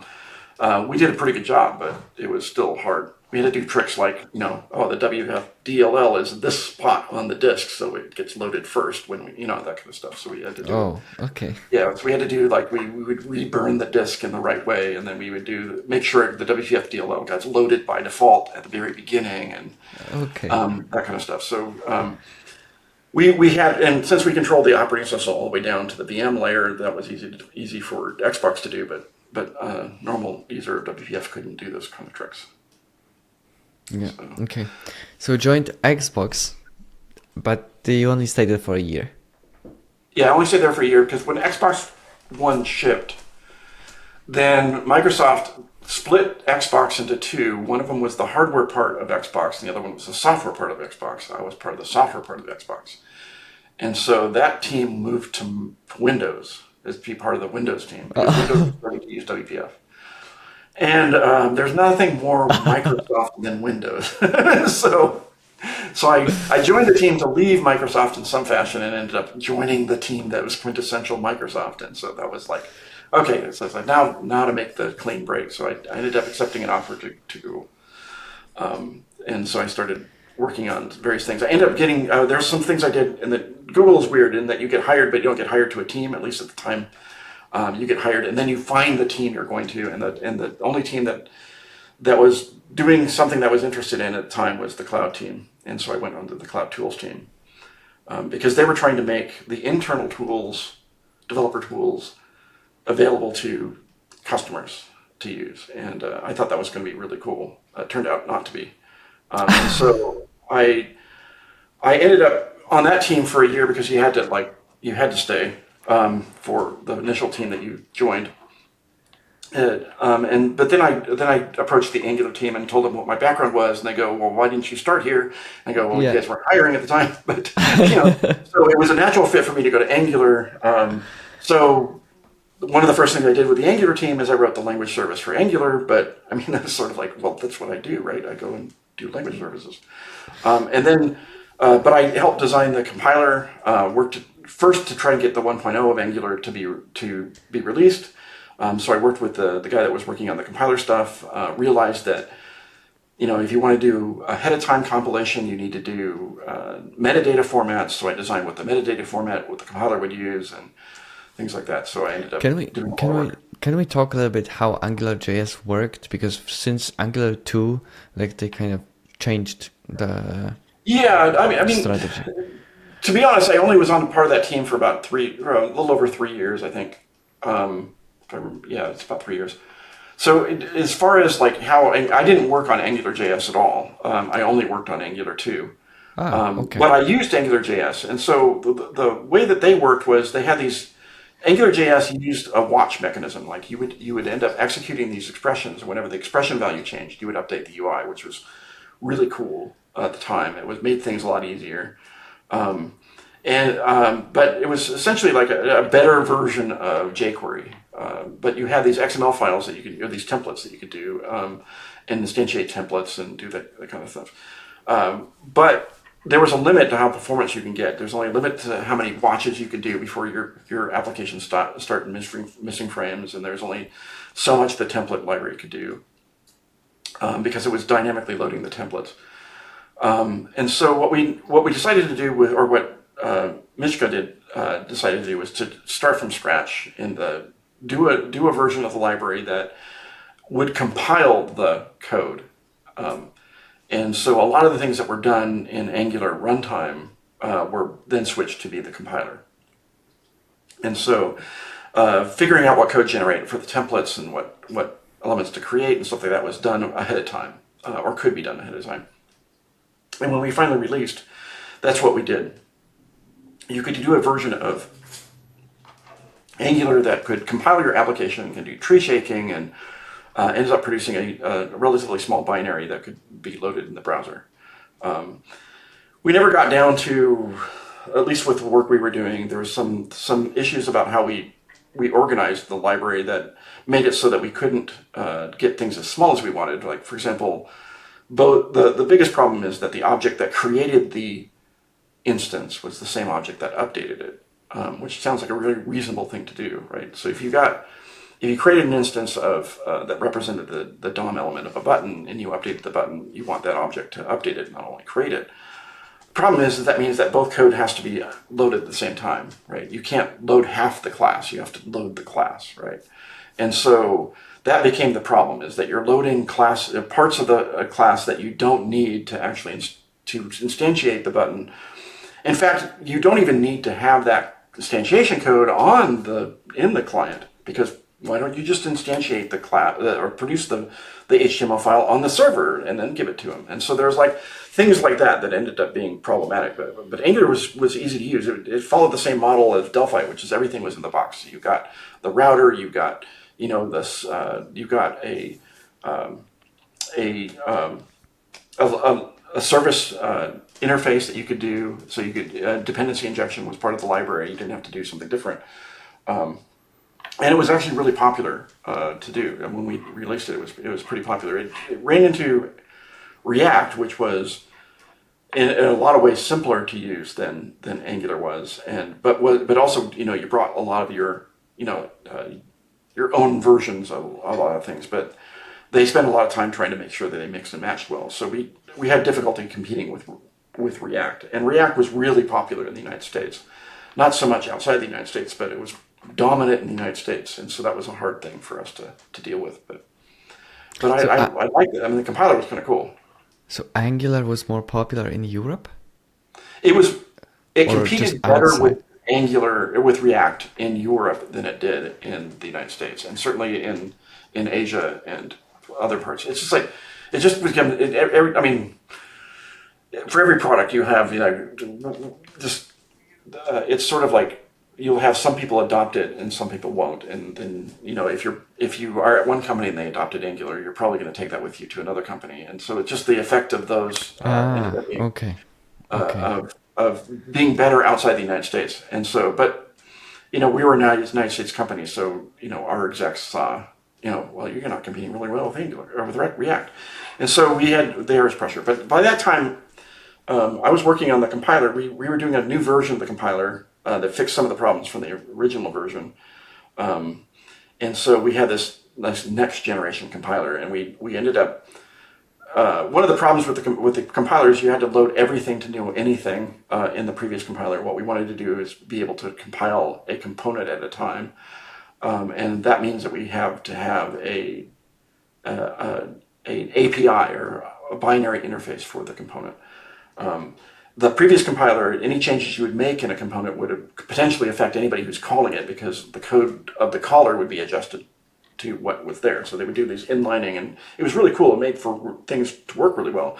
But it means that you had to compile everything to compile anything. And so what we wanted to do was just make the element be the barrier of ABI compatibility. That as long as that ABI didn't change, then you can pre-compile it, and then the code could be incrementally compiled. And so we went to do that. In the process, there was an engineer on the Android team that was trying to do something similar in concept for Android applications. And so he was asking questions about, here I'm running into this issue with doing this thing, and how would you, how should I do it? And so I said, well, you should do it this way, because this is what the Angular compiler does, and we do the same thing now. And so we got into discussions about that, about his vision of what he wanted to change Angular development to be. And I got excited about that, and that became Compose. So I left the Angular team to really start with Jim Sprock, who was the engineer at the time, and then Leland Richardson moved from Airbnb to work on it. So the three of us were working on Compose for almost a year in kind of isolation of trying to define what the programming model should be for development. And so we went through a number of different things. We had interesting discussions. I felt sorry for anybody that shared our office. We were all in one office. There were 3 people in the office, but it was an office for 4. So briefly, somebody would come into the office and sit there and then realize they were in the wrong place. That these guys were not going to be quiet. And so we would have these discussions on the whiteboard where we deal with these different issues. And then we would kind of resolve what those issues were. We come up with an understanding of what it was. Like we came, for example, the simplification of, we started with a React-like model where you had a class that represented the component. And this is functional components, or the hooks. So React didn't have the hooks at the time when we started, but so we had this idea that we would do that, and we got really frustrated with that model. And we said, well, what we need is just functions should be it. That's the only thing we should have. And then React hooks came out, and we realized, yeah, they decided the same thing. So we were on the right track. So we got rid of the class completely and redid things to be just functions. And it's nice in that, from a Compose applications perspective, UI is a functional transform. It says you have a data model. That data model implies the state of the user interface. And when that state changes, the user interface changes. So it means that your way of programming the model, what the UI looks like, is you change your data. It's that you brought, not that we did. And that data is the source of truth for what the UI is. We don't have anything in between that. Or if we do, we allow you to lift it. Like we have some complicated things, like what's the current state of the text editor? Well, that's hard to describe.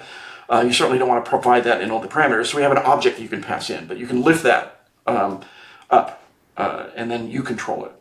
But when it's like, is the checkbox, or is the button enabled? It's a parameter, right?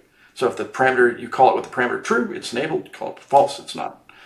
And that becomes that part of the transform. So the idea was that you took, this gets into the thing you want to talk about, what imperative versus retain versus immediate. Immediate, and I'll describe why I'll describe shortly why that's the wrong way to think about it. But here is what we did was, this idea is that you could be able to execute the entire transform and get a user interface, and the idea was, if you did that, that would be the state.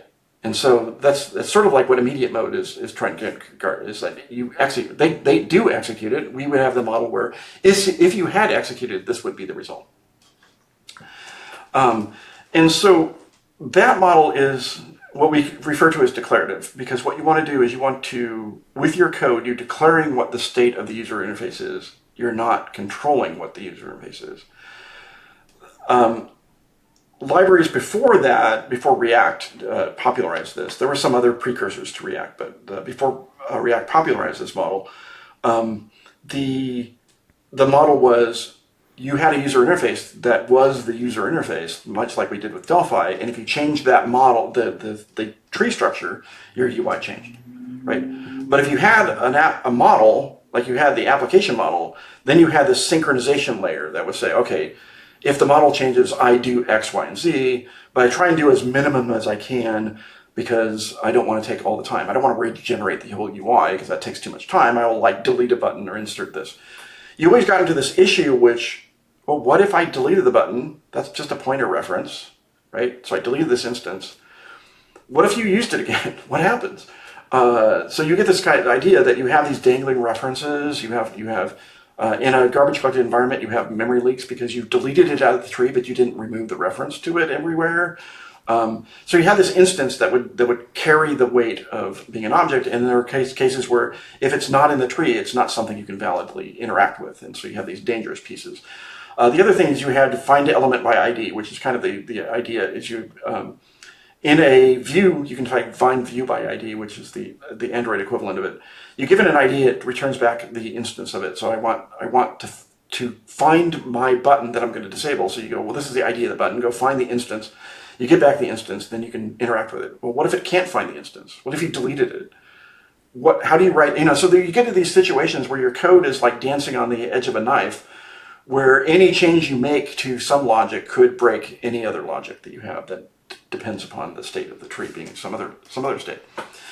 So with the programming model of declarative is you're not dealing with the objects themselves, you're dealing with a transform. It's like, given this state, what's the current state? And it's the job of the library to determine how to get from A to B. And so that becomes the model. So the data changes and the UI reacts to that change, which is React got its name, is it reacts to the change and becomes the new model. And the idea is it's a functional transform. So it means that the source of truth of what the application is in control of the developer, not in the control of the framework. And I like that model a lot. And so that's the model we did. And so immediate mode requires you do something like that. So you can't write an immediate mode UI library without doing something that is like a visual transform, because that's essentially what the render function is a transform of your data model to a video buffer, right? And so you just say, here is my code. So it requires that model, but you don't have to. Immediate mode is sort of like the far end of the spectrum. There are different levels of immediate mode of that so system. The whole system applies to a UI transform. It's basically saying that it's a functional statement that this function transforms into the user interface. And that's really the overarching perspective. It doesn't matter what it's doing as long as the function is the feature that you're dealing with. That if I put a button on, it's because I called the button function, right? And if I don't call the button function, the button's gone, right? So that's the idea. Is that a simple if statement is enough to delete something, and you don't have a dangling reference because you never had the reference to begin with, right? Yes. Just called the function you didn't, right? You don't have anything that's a result of that. And so that's really the nice thing about it is that your UI is no longer on this edge of a knife trying to do synchronization. And that's one of the issues that we kind of ignored up to this point, or at least I ignored when designing all my frameworks, is I focused on what you could do with the app, what you could do with the framework, and how you constructed the initial state, and then everything after that was your stuff. But now the frameworks are going to go, well, actually we control, we help you do everything. And so data binding, like the way Delphi did it, is not a bolt-on to the framework. It is how the framework works, is that data gets propagated to the place by parameters. And when that parameter changes, the value changes. So if you get a callback or an event saying, I want to insert a character, or this is the new value of the text, that gets put into your model, but that doesn't update the text. That just tells you what the control wants the text to be. It says, here's the new string, but you could do anything you want to that string and put that different, then the parameter becomes that string. And instead of having to negotiate with the control about, okay, this is the current state, and now it forgets a bunch of stuff, that's the state, right? That becomes the state of the control. It doesn't remember what was there before because it's getting that parameter from you. And that's the biggest thing, is that it doesn't hold on to an important state like enabled. It doesn't hold on. It does have transitionary state. And this is where essentially I think that all immediate mode will eventually go to a model that's similar like Clay, is that there is something that gets generated, which is essentially the layout nodes, which is a tree. You need to have some intermediate form. You need to have some idea of identity. Otherwise, you lose the ability to do certain things. Like IMGUI, for example, couldn't do some layouts because it was a single pass. To do measure and then layout, you need something to measure and something to layout. So that's a nice way to put it. Yeah, and so things like Clay, for example, introduced this idea of, let's take it one step up and just do this layout system that allows you to do more sophisticated layouts, but tries to do it as simple as possible. Then you introduce this idea of ID, because you need to figure out, if I remove this layout, look, I don't call this function that introduces the layout object, then what do I do? How do I first know that you changed from having called it to now calling it, or the other way around? And if I call it in a loop, what do I do? And so that's this idea of identity in the system is how they really handle, is what makes one framework work one way, one framework work another way.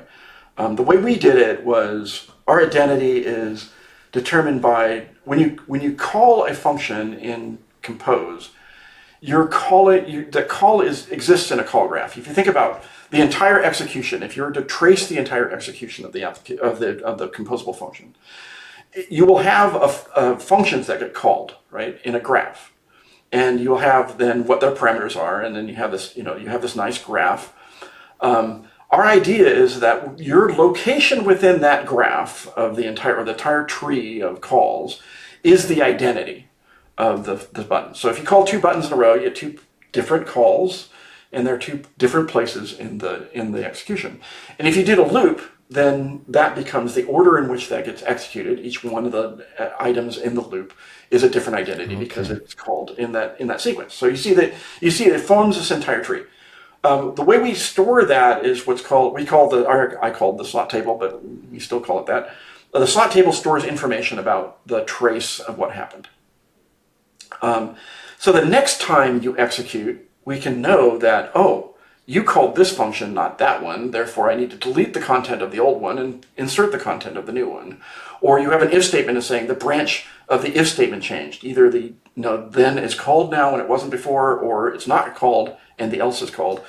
So there's control flow that happens. We know to delete this section and insert this section. And so we did that by instrumenting the compiler. So we have a compiler plugin into Kotlin that takes the IR that's generated by the front end, and we change the IR. So we just have an IR to IR transform that injects the tracing of a composable function, and that allows us to detect, you're calling something you weren't calling before, or you're doing a loop. And so essentially any place that there's a potential flow control branch, we inject code that says this is the branch you took, if that code executes. And so the next time as we're looking through this trace and we see, you didn't call this function last time. One thing we do is we go, well, did you call that function somewhere else? Like for example, if you did an if statement and you have this function called here, and then you have this there, should we move it, the code, and then execute over that chunk? And so we have this idea where we'll try and do this differencing algorithm as we're going through to try and figure out what changes do we need to make into the tree that allows you to update.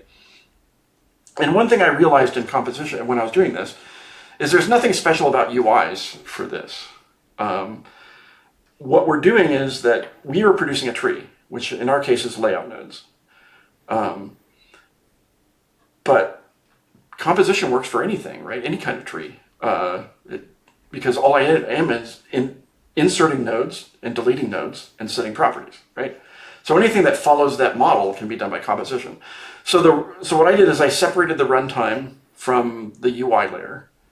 I produced a compose runtime, and I produced an adapter class that says, that basically has the operations you would expect. Insert a node, delete a node, move a node. Okay. Right? That's really what it can do. It can delete multiple nodes and move multiple nodes at a time, but for efficiency reasons. But that's essentially the operations of the applier. And so what the composition does is it runs over your functions, but doesn't really do anything. It just records all these operations that you're going to do.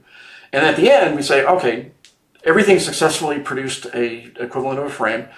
Now let's apply the result, which executes the applier to actually do the behavior of inserting and deleting and moving things.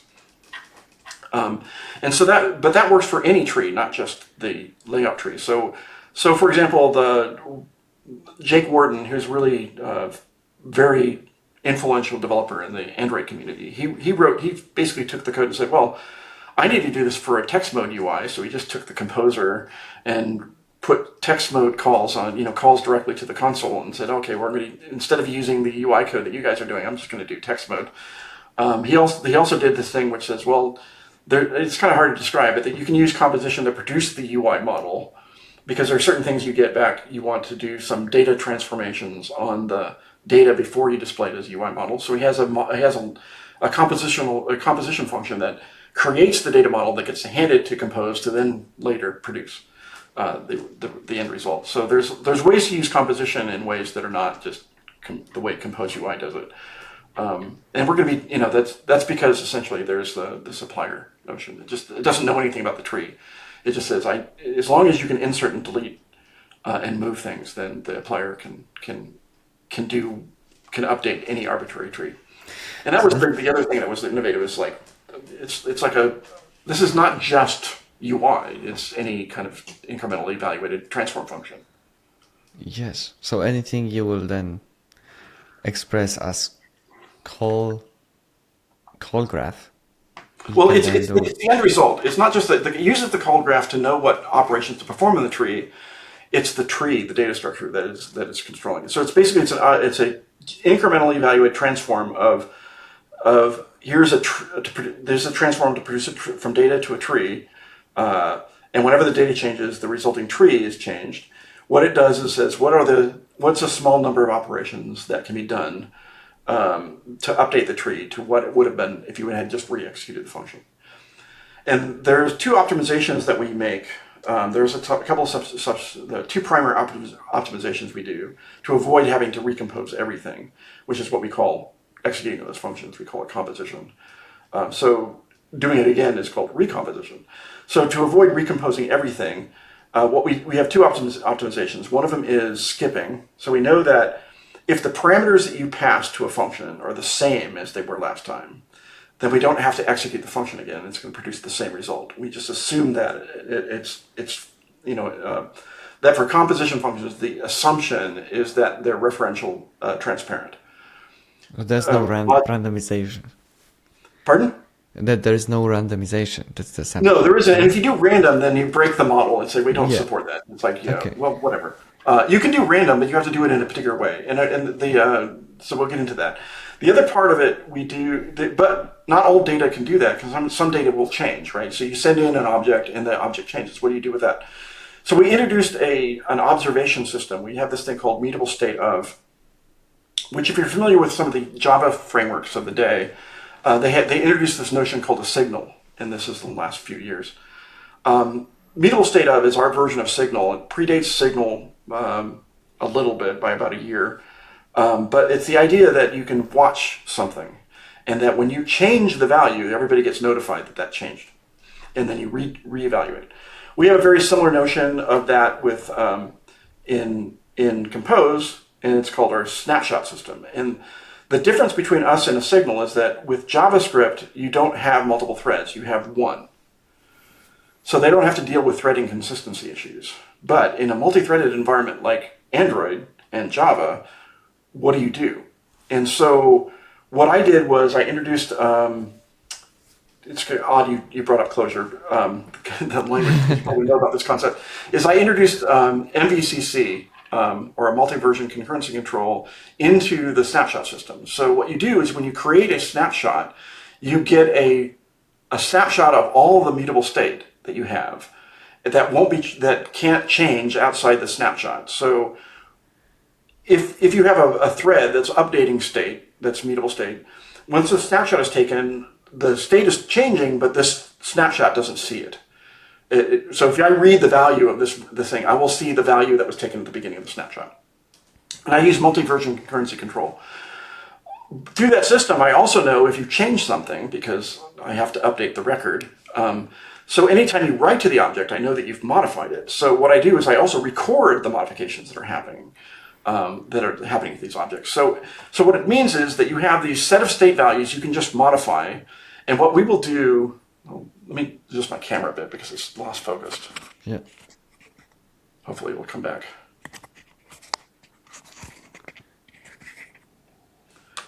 Nice. Okay.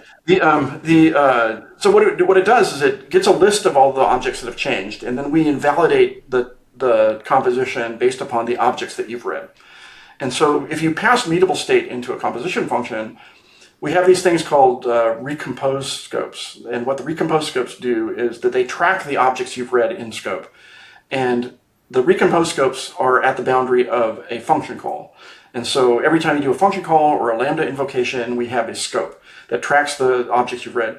When those objects get read or get modified, we invalidate that scope, which means that we have the function to call. We know what parameters were passed in last time. We just call the function again with the new parameters, and you'll read the current state of the data, and then you'll do stuff. Then that gets paired with skipping, is that we started this, but if you end up not changing this part of the tree, we just skip. And we do this thing called donut hole skipping. It's kind of weird. It's when we skip something, we don't skip over it completely. We say if any of the scopes nested within this region that we're skipping is invalid, we execute those now. And then, what it means is that, let's say you have a UI that has a surrounding Chrome, and you have content, right? Just because you change the content, you don't want to have to execute all the Chrome around it. Okay. So what we do is we say, okay, even you can execute something else. When you skip the Chrome, we will still execute the piece in the side that got invalidated, and not everything around it. And so it's sort of, you can think of it, we skip the donut and just execute the whole in the donut. And so that allows us to do that. And that's the two primary optimizations we have. We have a bunch of other ones that are not as good, but those are the primary optimizations we do. And that ends up allows us to make our frame deadlines by being able to update the tree and still hit a frame. This runs on Android, which means like a ton of differently devices with different resources, right? So yeah, we're spending a lot of time now that's one of the things that's consuming the most time now is Android is targeting multiple different platforms. It always has multiple different devices that we have to adjust for. What's starting to be the case now is it's multiple input methodologies. Like, for example, we just announced XR glasses. And there's a UI framework that we just announced that is targeted to do XR. That's a Compose framework. It's a set of controls that do XR. There are other things that does the glasses, the AI glasses, transparent UI.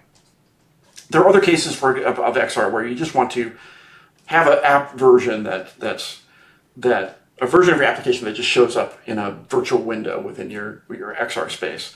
But there's more you can do than just a certain window. You might be able to float part of your UI out, and so we have controls to help you do that. And so we have some XR related controls. So a lot of that is like, how do you deal with these different input methodologies? How do you react to when the methodologies change? Like if the application, like one primary one is you're in a foldable device and you unfold, you expect it to take advantage of the space that you just unfolded to get, right? Yeah. And so that's part of what we're allowed to do that. There's things that when you rotate, we should do the reasonable thing on rotations and stuff like that. So there's a lot of things we have to do in the framework, but all of that is like, the compositional functions. You can think about how that works is like, if I'm in this mode, take this statement, if I'll go to this branch. And it all translates into that kind of code. And then the composition deals with changing things to get from one state to the other. And so the user doesn't have to worry about, how do I delete this thing, or how do I change this? It just happens because you've declared what you want. You don't have to declare how to get there. Yes. And I'm assuming that if you want to measure the performance, you measure the performance of these steps, right? First, like we usually do it because we're looking at a frame at a time. So when we're talking about performance, we'll take a trace of, and we'll look at the performance of like, you dropped a frame. Why did you drop the frame? It might be because of a composable function took too long. It rarely is one individual function. It's usually a combination of things. Like for example, we have things that help you do this. We have like these lazy row and lazy column, which allow you to only take a very large step data and only render part of it, and then it controls what part gets pre-created and when that creation happens, and when you lay out, and when you get displayed, and what happens when you go away. And we have animation, so if things move within the data set, how do you animate between the movements and stuff like that? So there's a lot of things that deal with that, and a lot of it is like, okay, we're taking too much time doing X. What do we do to make it faster? And it's mostly not because of any one thing. It's usually across different things. There might be one culprit, but we'll find that pretty quickly. But we usually look things at a frame at a time. We start looking at things when they miss a frame deadline, and then we figure out why, and then we go back and try and fix it. Okay, but then it usually relates to speeding up the path. That was, for example, this. I'm assuming like skipping was not the first thing you. There's some things that will defeat skipping. Like for example, there's things that like you produce a large data structure. Like you have a very immutable data structure, which is we encourage you do, but the immutable data structure will change if any piece of the value changed. So we don't know what part of that data structure you read. So you're passing this big data structure around, and that's going to invalidate any call that you do that has that data structure. And so we can't. That defeats the ability to do this restarting and skipping thing. So there are things that you can do. There's ways around that. This is one of the part of donut hole skipping is that we when you pass a data structure, if you capture it in a lambda, only the lambda has changed, not the callers of the lambda. You're saying because the data moved into the lambda, got captured. So we invalidate calls to the lambda, not the tree to get to the call. Oh, wow. Right? So you pass in this new data structure in a lambda, you captured it in a lambda, then you pass it into something that does the chrome and eventually calls that lambda. Then we invalidate the call to the lambda, and then we will only execute that at the call sites of that lambda, not everything up to the call. And so there's things we do that allow you to, but you have to be careful when you're doing that. You have to be paying attention to what you're doing, that you don't end up doing too much. You could over-invalidate data. Like for example, one classic example we have is that you're trying to do something where you only want to display something if this is the top row of a scrolling region.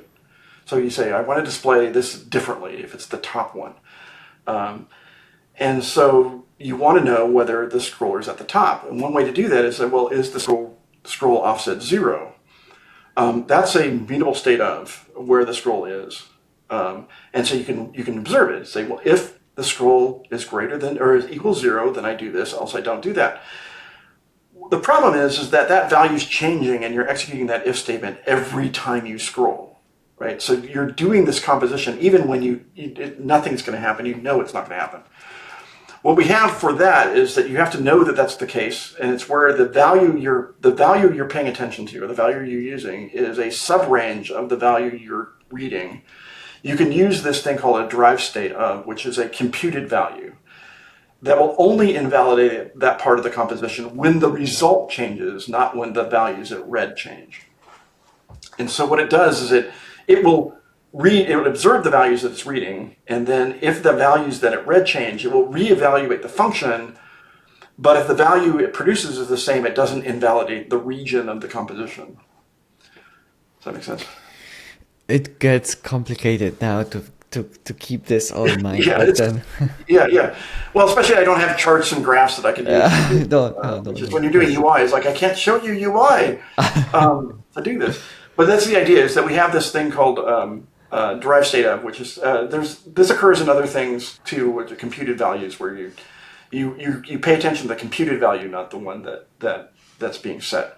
And then you only want to validate the readers of the computed value when the value it computes changes.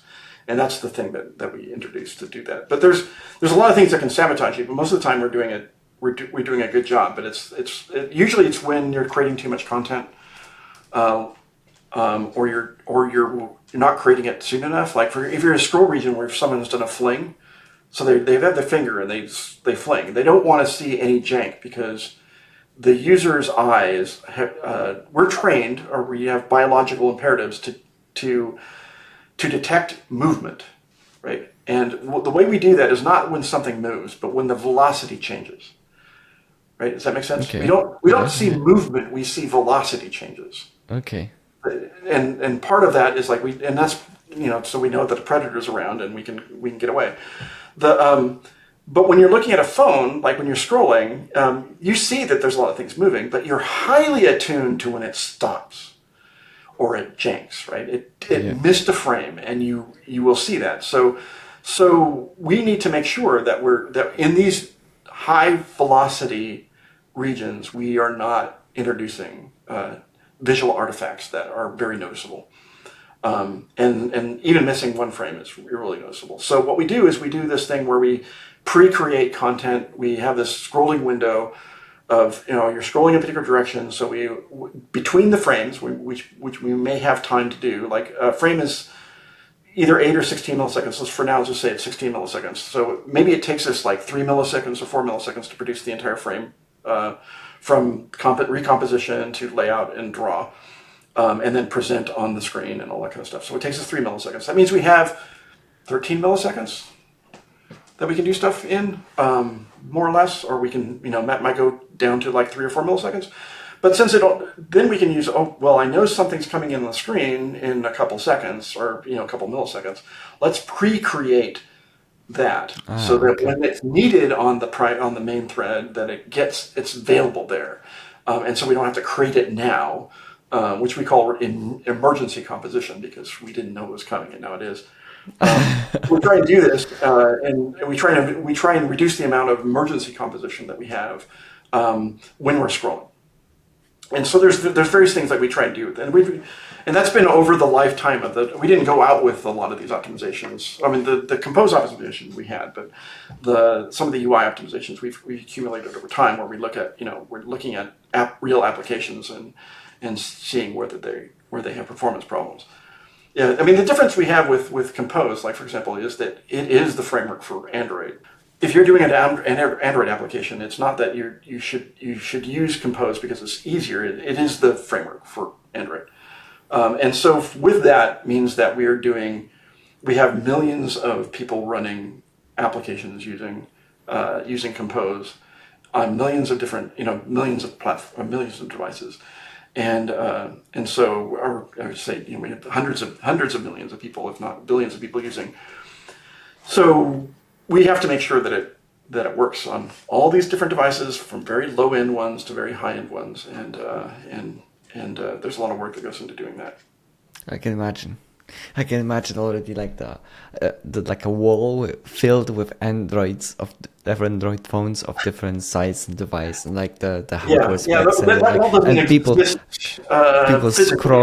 scrolling on each one. Yeah, we have our benchmarks, which we don't actually physically have somebody do that, but we inject events and stuff like that. So we have benchmarks that we track over time and stuff like that. So, but yeah, that wall virtually exists because that's essentially the wall that when we do CI, our continuous integration for stuff, we run all of the tests on all these devices, and we make sure that we run all the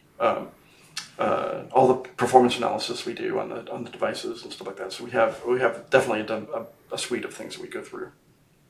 For a long time, this wall existed physically at Unity, by the way. Yeah. There is those walls have existed, yes.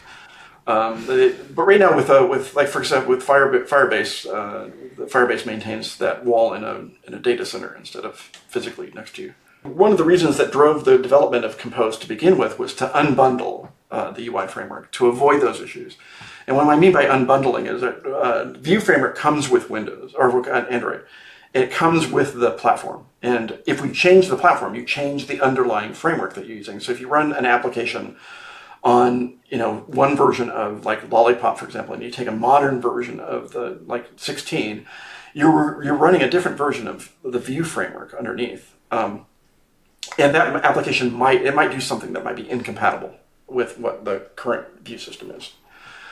So you run this case where you just have to maintain this compatibility of apps running on it. Otherwise, you start losing customers because they rely on those apps.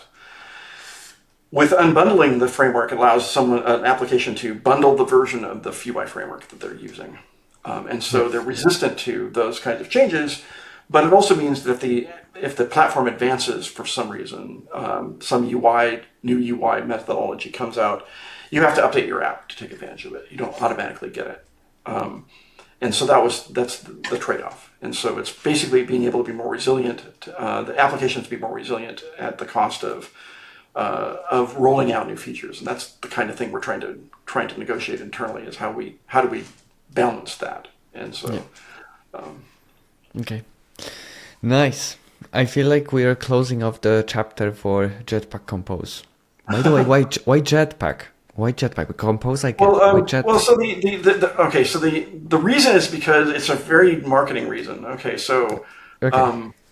the Android X is the sphere of all the libraries we're in. There's these Android X libraries, or they're extension libraries, and those grew out of the need for. Initially, what Android was very unopinionated about what you did. It's like, here's the API you have. How you use it's up to you. That's not a very good model for developers because they ended up having to make decisions or learn a lot about how things should be done. And so eventually what happened was that from requests from our customers, we produced these extension libraries for Android X that did things that extended the framework, but you bundled with your app. And so there's a whole suite of these libraries, like 100 or so. And we are part of that. So Android X is our name. Those were branded Jetpack libraries. Okay. So all of those are Jetpack libraries. They accelerate your development. It's like putting on a jetpack. And then Compose was one of those. So Jetpack Compose is the name for that reason. It's not because we thought it was a great name. Compose was the name of the runtime in the compiler before this. So the UI framework actually had a different name when we joined.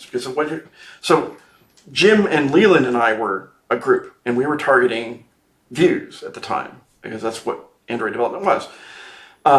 The Vue team wanted to unbundle the framework, and so they were producing a framework that was unbundled, and they were doing a different tactic. And then we realized, we should just merge because we're doing the UI, the user programming model, and they were doing the UI library. And so what we ended up doing is just merging together. But Compose was a really nice name, so they took it. so all the libraries are Compose, right, and not just the runtime. Okay. Because it's just basically there's only a few names that are good, so you pick the one that's the best, the one that you want it to be, which is all of the Compose library. So. Okay. So for the closing section of the podcast, I want you to invite into the opinion corner a little bit. I am super interested in how you think programming have changed since you started as like hardcore assembler, tons of stuff, low level, and now you're like Kotlin, which is like not the definitely people who like liked the low levelness often remained at, I would say, at least in the C world, like C++ world. But you're now in Kotlin, which is I've moved. My focus has always been on simplicity, not getting the last ounce of performance. And so all my career was like, how do you make things simpler? And one of the ways to make things simpler is you remove something to think about. And garbage collected systems like Kotlin and Java, they remove the memory collection part. And as I said earlier, we thought of doing this with Delphi. We did it differently, but we ended up removing it in a different way. We did ownership model where instead of garbage collection. But the idea was that you try and remove this principle. It's like I don't have to worry about this thing, and that's what I kind of liked. So I liked that model. C# did it when they did .NET, and so that's why. And those tend to be more VM oriented languages because they need to control not only just the way that objects are collected, but really the programming model. And so that drew me to that area because it's simpler. And so with Compose, for example, what I'm trying to do is just making development of UI simpler. And that's what I've been trying to do most of my career. I think that from changing I'm not bigoted by any language. I love learning about new languages, and so I'll learn any language that someone talks about that I think has credibility. I'll go and try and learn about it, if not try and do something with it. So I'm exposed to a lot of different languages, and that's kind of I think the biggest change that's in my career is just the proliferation of different programming models that are out there that are kind of cool. I don't think that's going to change anytime soon. But when I started, there was BASIC and there was assembler, and you could do something on a Mini, which was these weird other languages like Fortran and COBOL. But on an Apple II, they didn't exist really. And then after that, I learned a bunch of different languages in school. I learned Pascal, for example, when I was first in school, and then I love learning languages. It's been great. The future, what is it going to look like in the future? I don't know what the impact of AI is going to have. I think that's the biggest thing I would say is I don't know what the answer is. I know that it's going to have a big impact. I don't know what it is yet. I think the current thing with the LLMs, they are cool. I've played with them. They can do some really great things, but it accelerates my development a little. Like there's talk of being like 10, it's like 100, 10 times better or faster or whatever. It makes me faster at doing the coding part of the app, but that's never been my problem, right? Is I can type fast and I can write code quickly, right? That's never been the problem. It's not writing the code that's the problem. It's deciding what code to write, which right now the large language models are not really that good at. But that may change. So that I don't know.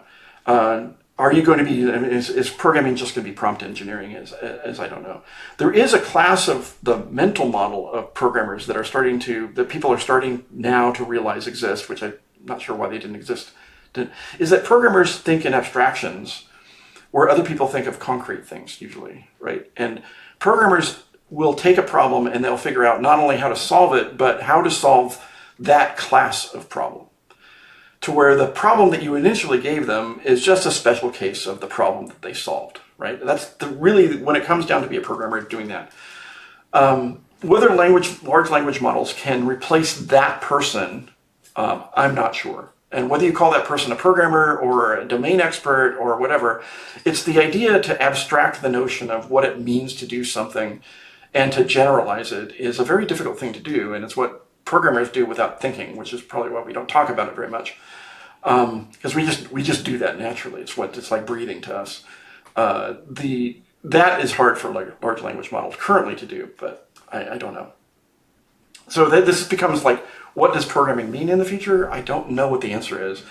What I've told people around me is I'm really glad this came at the end of my career. It's not the beginning. Because I just don't know what it's going to look like, and I know that it's going to have to change. But then there's a lot of things that have changed. Like I went through PC to Windows, right, and we had to change a lot of stuff, how we do development and stuff like that. And out of the outgrowth of that became Delphi, which I'm really proud of. And then there's the change from doing desktop applications and doing that kind of stuff to doing web applications, and that was a huge change. And so web-based applications was huge, and then mobile-based applications was a huge change and a mindset. Now, is this just something else? I think that for me, I don't think that it's going to replace programmers. It's just going to change our job. There is some lament, like people saying, well, if you don't hire junior engineers, then you'll never get senior engineers. I heard that as a mantra. It sounds familiar to me because if you don't teach people assembly, they won't know how the machine works. Or there's always these phrases that sound good at the time that you realize are neo-Luddite phrases. They don't want something to change, and that they might be true, they might not be true. I don't know what the answer is yet. And so right now I'm just kind of like, I'm trying a bunch of AI things on my side. You asked what I do on Fridays. This like some of that is like, oh, let's try to get Gemini to do something. And so I've been doing that. The other thing that we're doing internally on the Compose team is we are really focused on AI and how AI uses Compose in Android. Yes. Because right now it's not as good as it could be. And so we're focused on doing things to improve that. and that we see that as part of our job, right? The other thing that we're going to be doing is one of the things when we're designing new features, one of the things I pay attention to is how good is an LLM using this feature? Could it use it? Does it understand it? And if it doesn't understand it, is it too complicated for anybody to understand, not just LLMs? Or is there something we can do to help? And so those are the things that we get impacted with. It's just like, well, people are using LLMs, and we want their experience to be as good, and we want it to. And it's an idea of simplicity is also in that. If I can just say to it, oh, change this button color to blue, and it does it, then maybe that's easier. How? But you can. Let's say you have a way to influence Gemini, but even then, like yeah, the way that we're doing it is, we're doing it like everybody else. We don't control Gemini. That's a whole different game. But we can give him code examples that we think are good, tasks that we think that they should be able to complete, so they can evaluate the model, and that's what we're focusing on.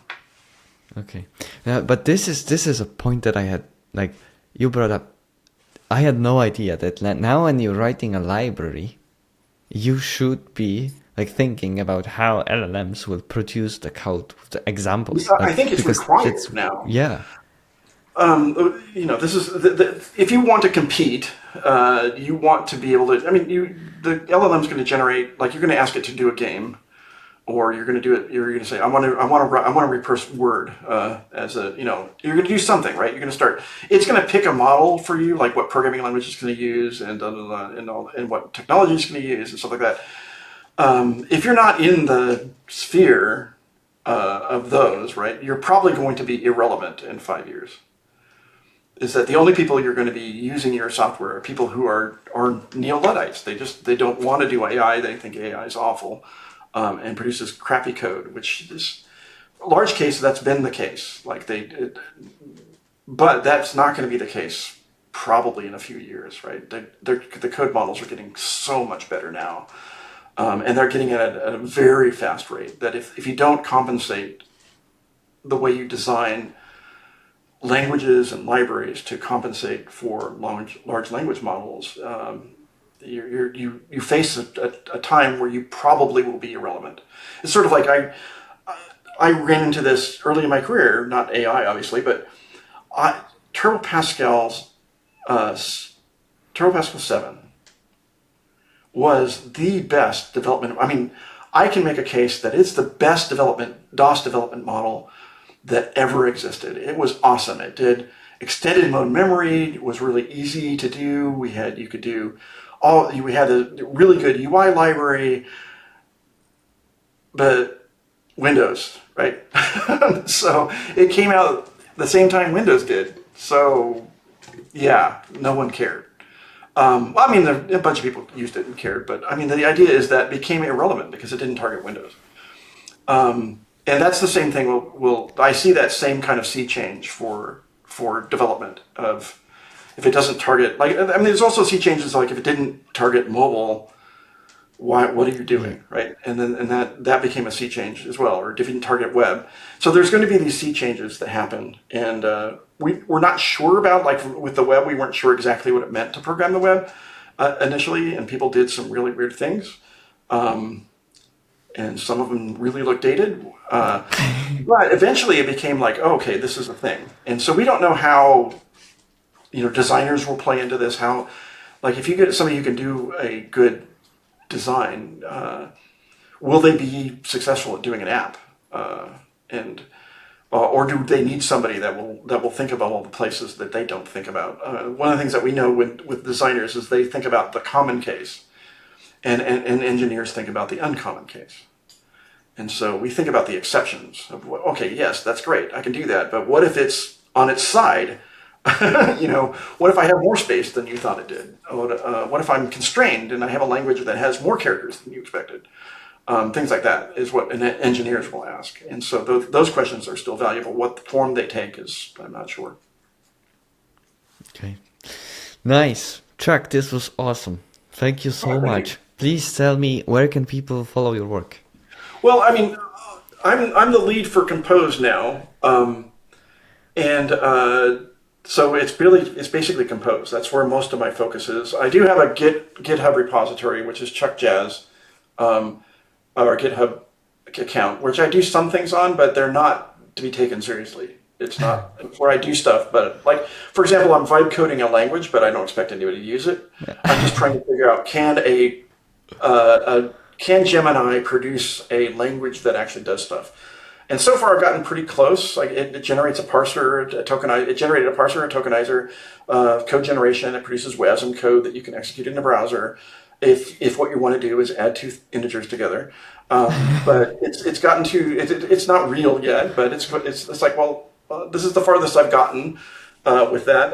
2.5 of Gemini kind of fell over. 3.0 is going faster, is going farther. And the question is like, what do I do with that? I don't know. Right now, I'm just trying to figure out what the limits and how to use AI and what prompts can I ask it, and it will do something reasonable, and what times to get confused. Like one time I asked it to do something and it got really confused. This time I'm using TypeScript as the language to implement the thing, which is easier for LLMs to use. The first attempt I did this was in Rust, and it really got confused about a module or a crate that you imported that generated the types that were imported. So in Rust, you can do these macros, which will generate things.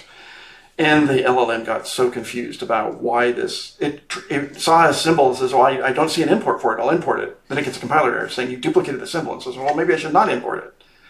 And it goes, oh, but I got a compiler error. Maybe I should import it. So it got in these cycles where it just like, it does something and then figures out, oh, I need to undo that. Then it doesn't know what to do. And finally, it got through one of these cycles that was similar to this, and it got to a point, it got so confused, it goes, well, should I use pip or npm? It's like, it started doing these things like, in the Rust, pip. It's like, it just got so confused. It forgot what language it was in and what it was doing, and Okay. and so that, but now I got it right. So it's like, this becomes, one of the things I learned is you try not, if you do anything that's tricky, that like this, like you generate code behind the scenes, LLMs get confused because they don't see that, and they'll see what they think is an error, and they know how to fix that error, and they do it.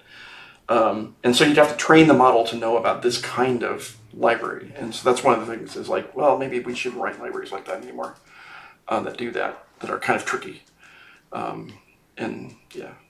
Okay. Awesome, Chuck. One more time, thank you so much for joining me and for the effort. Right.